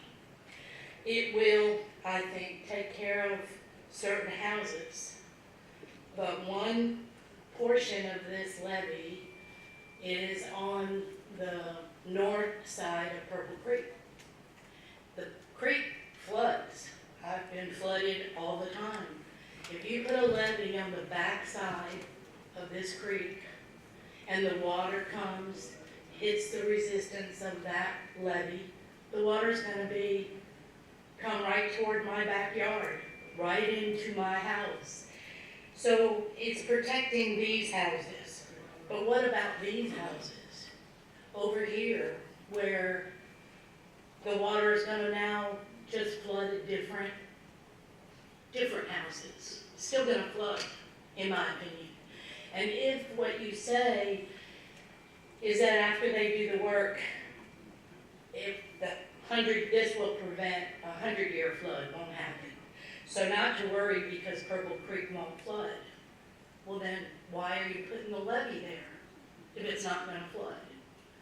And I'm on the downside, the backside, the bottom of the levee. So, in my opinion, when water hits a wall, it's gonna bounce off. And that's all I have to say. Thank you, ma'am. Next. Yes, ma'am. Good afternoon. Thank you for listening to our comments. I would like to be heard by you. Ma'am, could you give us your name, please? The U.S.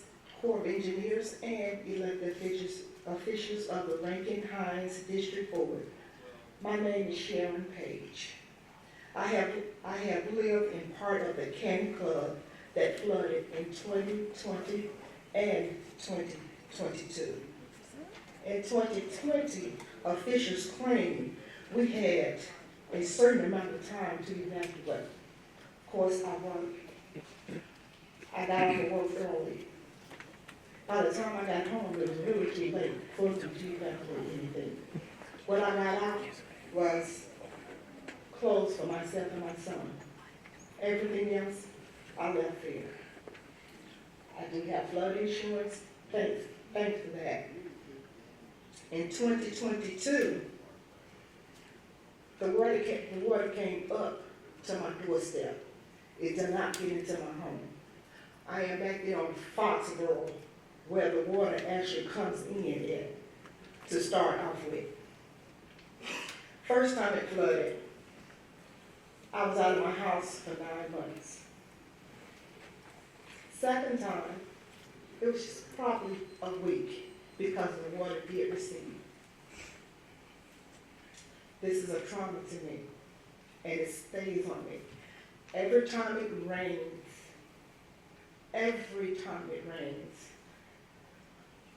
my street floods, especially when there's a heavy rain.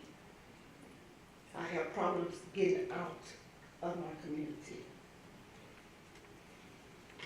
Not only that, I have to think about, do I need to evacuate now?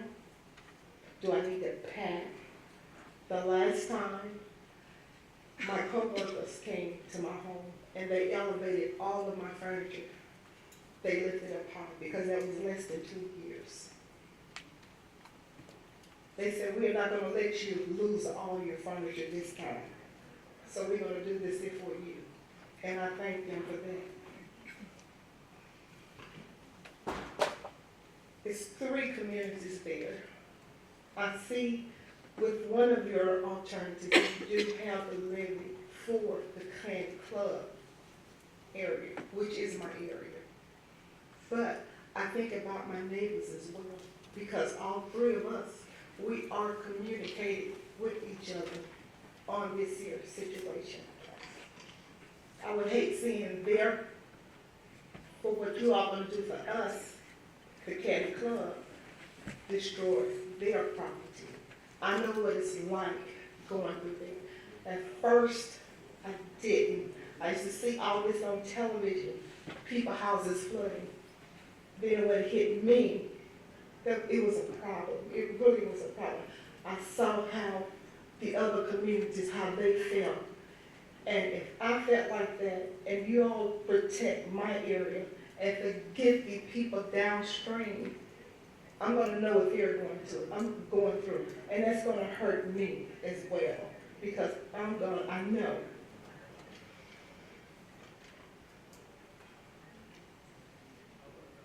Questions I have. First, what measures will the levee system include to ensure internal drainage? The streets in Can Clubs, like I said, they flood every time we get a heavy rain. Sometimes it's just a moderate rain. It floods there. The new levee cannot make this worse. And any situation should seek to lessen this problem. Your plan must consider Can Club drainage when the river is flooding within its banks and during extreme events when the river is above flood stage. Second, how will Can Club levee impact my neighbors south of Purple Creek? We are all in this together. And the solution that helps one but not the other is unacceptable. Third, if the court can ensure Can Club protection behind levee, then what's feasible in constructing similar system for Parkway and McLeod? We want measures that can protect us and be apparently immune without further studies and congressional action trying to justify a new recreation and real estate dam. I want to thank you all again for listening to me.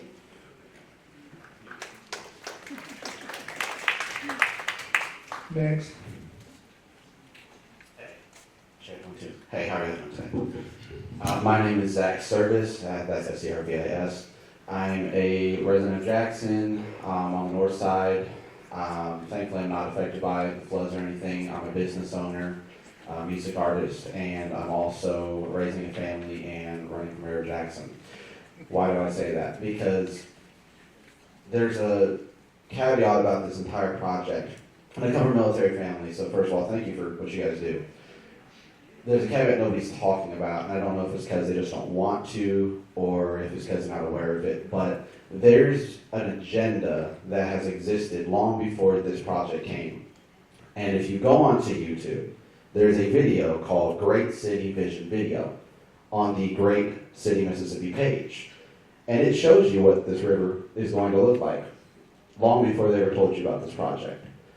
Because there is a plan and agenda to make East Jackson the place to be for residential commercial development, while completely neglecting West Jackson and South Jackson. And there's other things I can pull up historically. They're getting ready to say they're not going to rehydrate Lake Hyco. They're going to level it out. It's complete waste. The only reason Lake Hyco was stopped being used was because of segregation. The only reason it was fenced off. The Ross Barnett Reservoir was created with no thought towards how people in South Jackson and West Jackson were going to be affected. I don't know if y'all know the history. Ross Barnett was governor of Mississippi, who what his campaign song, he sung of how he was anti-integration. So all of the planning that went into these developments for the river were only supposed to benefit one group of people, which are the ones who all moved east of I-55. There is over 300 acres of land on the east side of I-55 by Elton Road and McDowell Road that are city surplus, that they're actively willing to sell in the city of Jackson. That's easily could be used for this river project, and if you want to put a lake anywhere, put it there. Because all the development is going into a place that's already being developed well. It's already doing well economically. It's already doing well financially. But let me tell you the communities that aren't doing well right now. West Jackson, South Jackson. And they're the ones that get flooded out mostly. Now, I used to be an Uber driver as well. I have driven every street. I know about streets y'all don't even know exist in the metro area. And I've seen the streets that flood. I've seen how bad it gets. Shoot, the Monument Bridge floods every year downtown. That's downtown. I know we're pressed for time.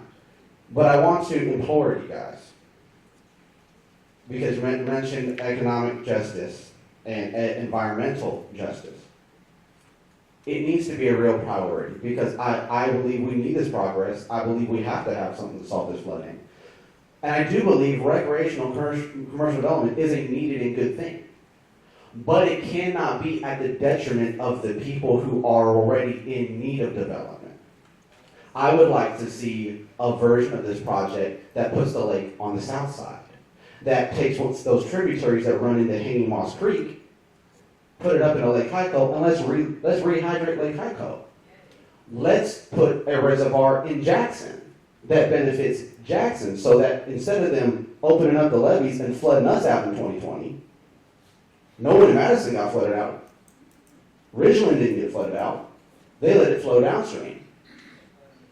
All I'm asking is that you guys prioritize the people who are already not getting a fair shake in this, so that everyone in Jackson benefits from this. Thank you. Next. Thank you for your time. I realize we're coming up at 4 o'clock. My name is Taylor Nicholas. I'm actually a resident of Jackson, and I work with Great City. So I would love to sidebar with you after this, if that's okay. And I want to just give a little clarity and some insight into that vision video, into what I hope, this project could be, and what I hope, honestly, where we can go as a city. I'm a father of 3, as I mentioned. I believe that Jackson has natural resources and community as its 2 major biggest assets. I believe that you guys have been trying to, let's just say, work on a long-standing issue, and I believe flood control is something that we absolutely have to tackle. We hope that you can do it in a way that brings the community to our riverfront.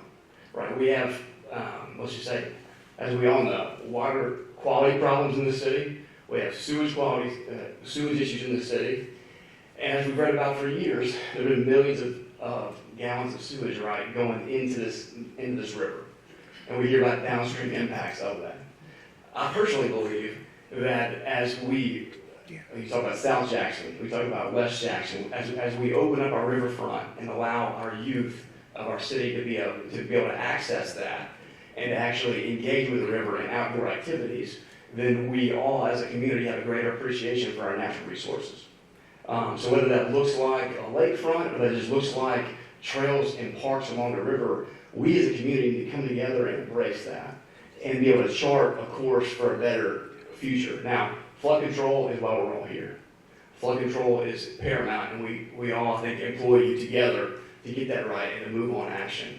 And I do believe that there are options on the table here that can give us greater community impacts and recreational opportunities. I think that's great. I understand that's secondary, but I think it's fantastic. So I'll leave my comments there and love to talk to you afterwards. Thanks. Thank you, sir. Next. My name is Patrick Jerome. I was here 15 years ago, I think, when this was the Two Lake project. And we heard from the Army Corps of Engineers that it was going to be too expensive, there were going to be environmental problems, and that it was not very good flood control. So now we're here listening to all this One Lake project. Turns out it's too expensive, there's environmental issues, and it's not very good flood control. I've heard a lot about the Rankin-Hines Flood Control District, but I've also heard a lot of people here complaining about flooding. I feel that I would like to know what the Rankin-Hines Flood Control District has been doing about the flooding that is existing, other than pushing these lake projects, because that is all that I've ever seen them do. You go to their website, it is just a big PR piece for this project. They don't seem to be doing anything about the tributary flooding, which I can tell you is going to get worse. I have been observing the real estate buildup in Madison County right now, which is where a lot of the water we get here is coming from. The tributaries upstream are not unrelated to the flooding that we're experiencing. The development that is happening in Madison County right now, especially out near Gluckstadt and north of Madison, a lot of that comes down here. We're pushing more water into the floodplain every year through development here and development in Flowood, and I would like to see more acknowledgement of the increased development in the report, because what I read it seems to operate under the assumption that the water flows that we're getting now are what we're going to get in the future, which I do not believe to be true for a number of reasons, mainly because of development.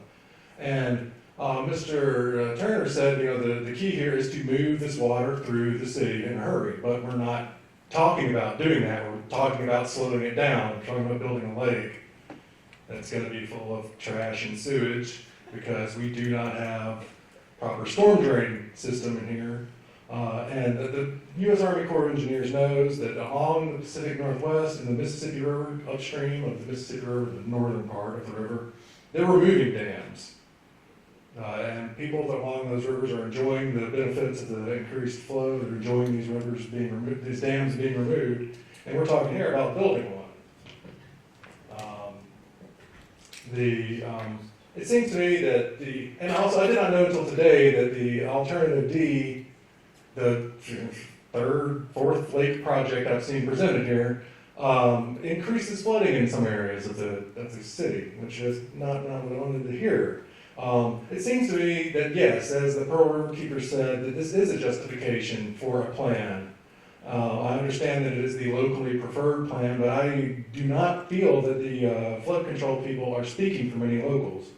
It seems like a justification. It seems as though we could expand alternative A1 for a fraction of the cost. We're talking about $500,000 million at least, and it's going to be more expensive than that. $500,000 million, whereas we could get this done for less than a thousandth of the price. And this development in Madison and Gluckstadt is going to make this problem worse in the future. And look, if we try, if we go ahead and approve a lake project now, we're gonna be back here in 10 years. And we're not kicking the can down the road by refusing a plan that doesn't work. We are proposing better action. Because if we, again, I said, if we try this lake plan, I'll see you all here in 15 years. So.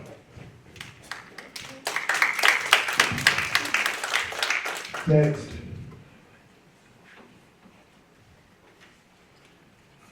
Good afternoon. My name is Kenny Dawson.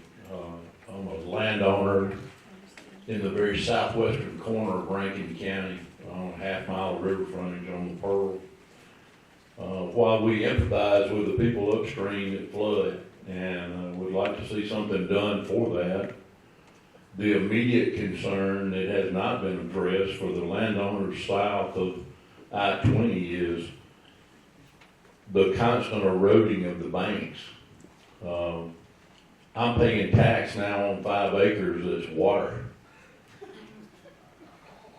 over the last 20 years.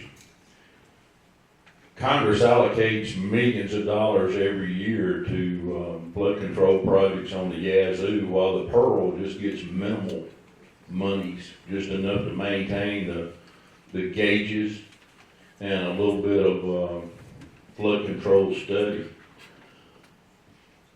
You guys have been doing this stuff for a long time. You know what you're doing. You change the outflow on all of the reservoirs that flood the Yazoo River Basin to drop that river level at 1 foot per 24-hour period. Yet you're mandating that the reservoir do it at what was very destructive on the Yazoo at 2 foot every 24-hour period. My question to you would be, instruct the reservoir to do what you're doing on the Yazoo and stop this erosion of the lower Pearl. You're killing us. When I first bought that property in '83, I could throw a boat in, John boat and a motor, and come all the way to Jackson without any problem. Wouldn't hit a thing. I can't get off my property now without getting out and dragging the boat over stuff. Trees, the river's wider than it's ever been. It's just horrible. And we don't see any information coming down the pipe from you guys about what this lake project or any other thing that we're doing is going to do to the landowners downstream. You know, my heart goes out to these folks flooding. I'd love to see you get something fixed for them, but don't forget about those folks downstream. You know, I'm paying tax on land that I do not own anymore, and it's heartbreaking. It really is. Thank you very much.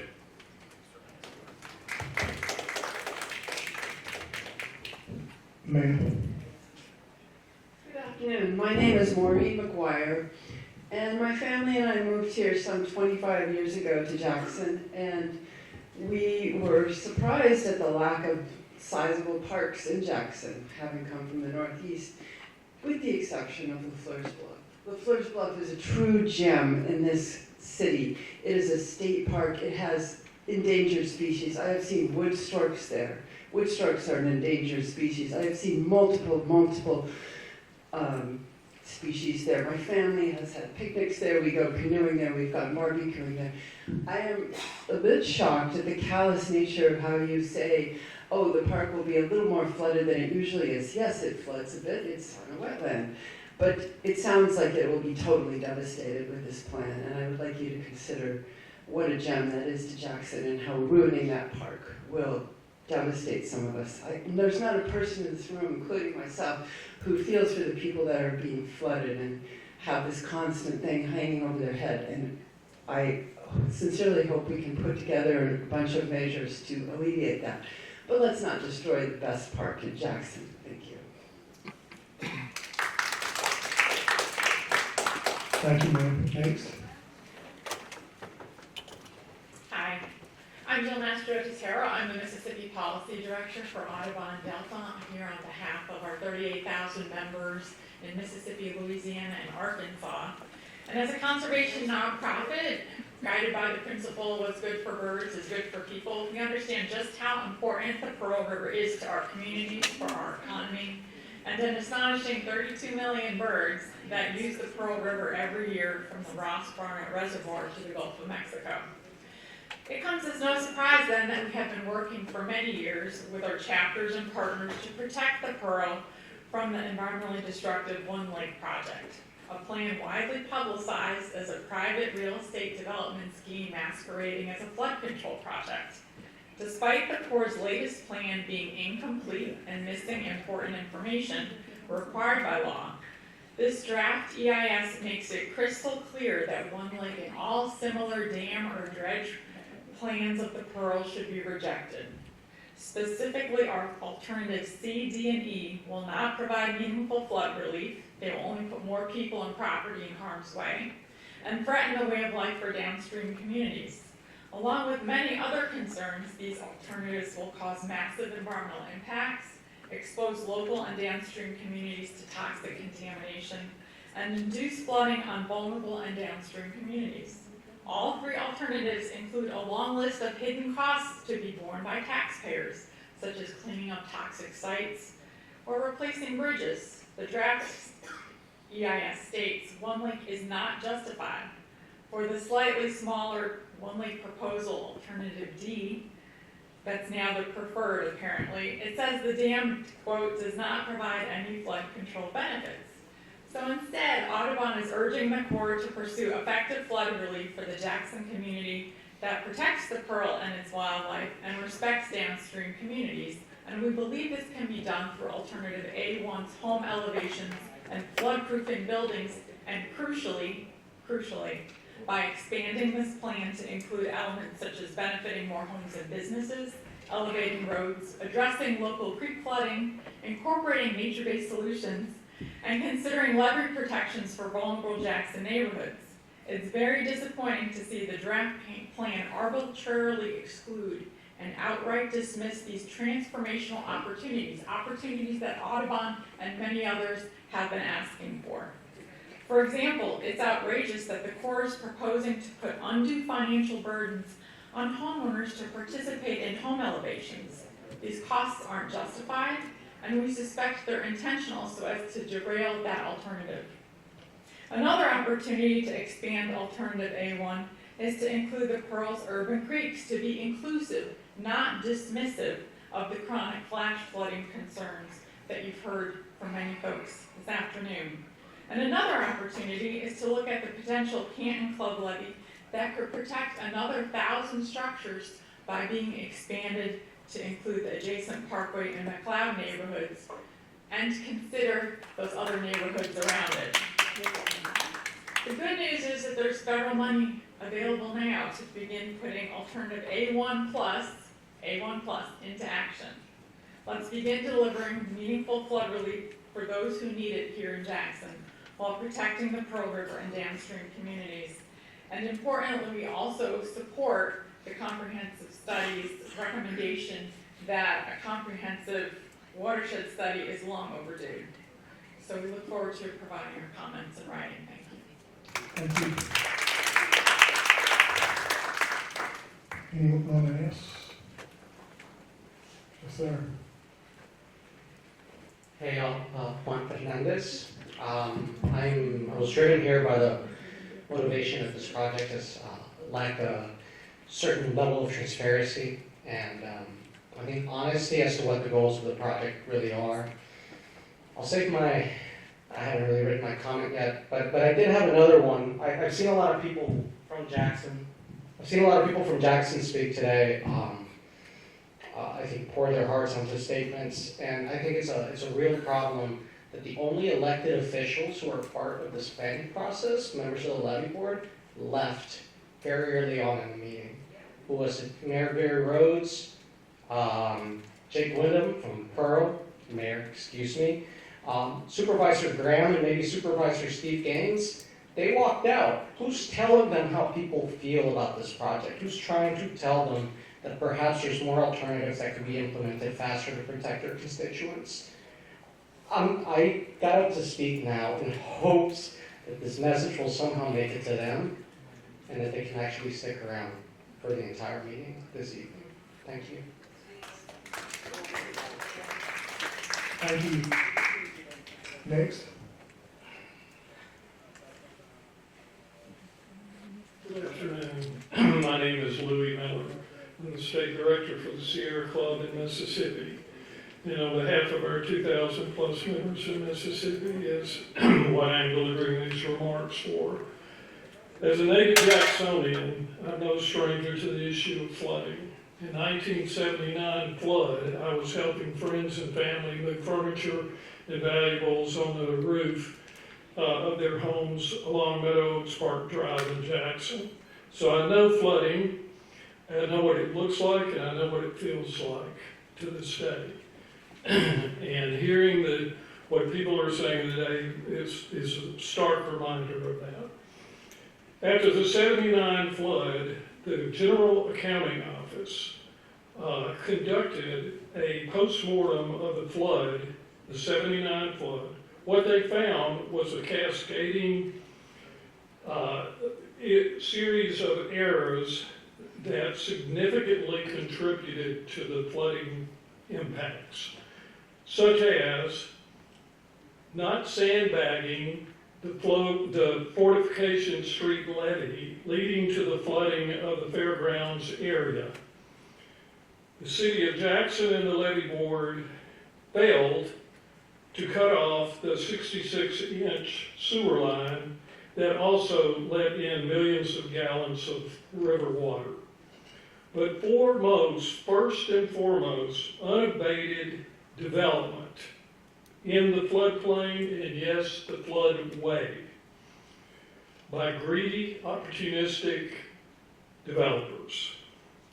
So here we are again, with history repeating itself, with the so-called One Lake Plan, which is nothing short of a real estate development scheme masquerading as flood control, which will once again allow development in the floodway. I can't think of anything more asinine than that at this point in time. While the DEIS is woefully incomplete, as Mr. Andrew Whitehurst has identified, it is incomplete.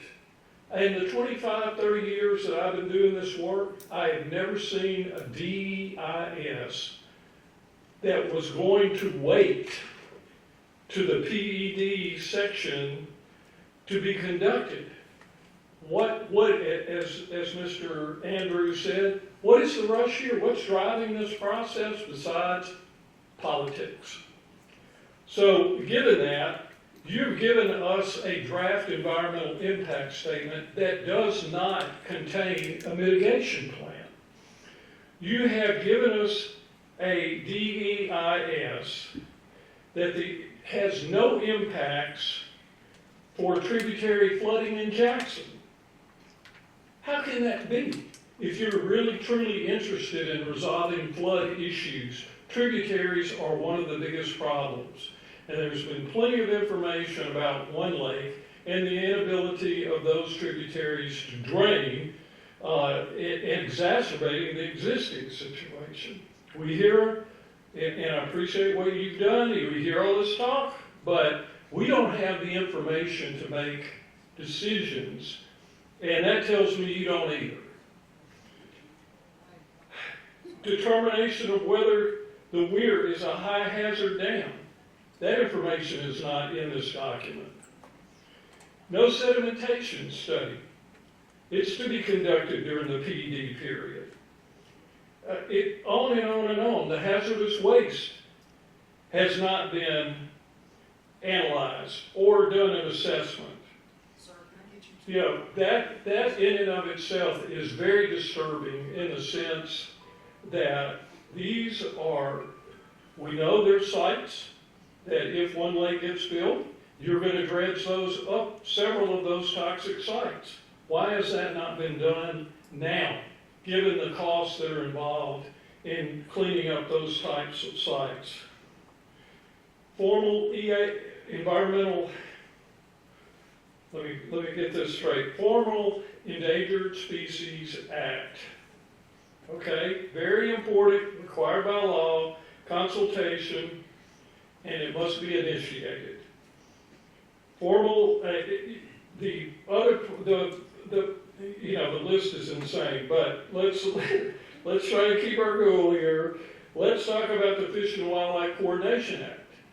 That has not been followed through. That is another issue that will be critical to what this is going to look like and what kind of mitigation you would end up with. So there is, again, we're putting the cart before the horse and not having that information available to the public in a draft, which is where it's supposed to be, so people can evaluate that in some meaningful way and just say, oh, well, we'll get to it at some point in the PD. So it's disturbing to me that is the process that we're facing right now. So given that, Sir, would you please wrap it up? pardon? Would you please wrap it up? I will in 10 minutes, thank you, sir. I've waited for everybody else to speak, okay? There are other people that want to speak, sir. I appreciate that, and I'll make it short. So those are issues that we need to look at. As many people have said here today, the A1 plus with additional levees will get the biggest bang for the buck and protect people's houses and homes now rather than later. Thank you. Thank you. Anyone else?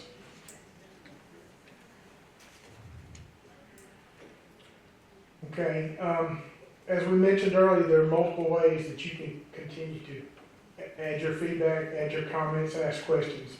You can certainly do so back in the lobby area with the subject matter experts. You can go to the project website, which is here at the bottom of the page.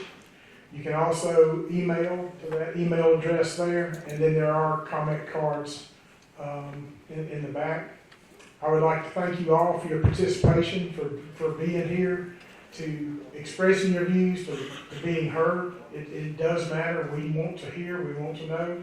I would ask that you please have a safe journey, and with that, we're going to adjourn in here. If you would like to talk to some of the subject matter experts, please do so now. Thank you.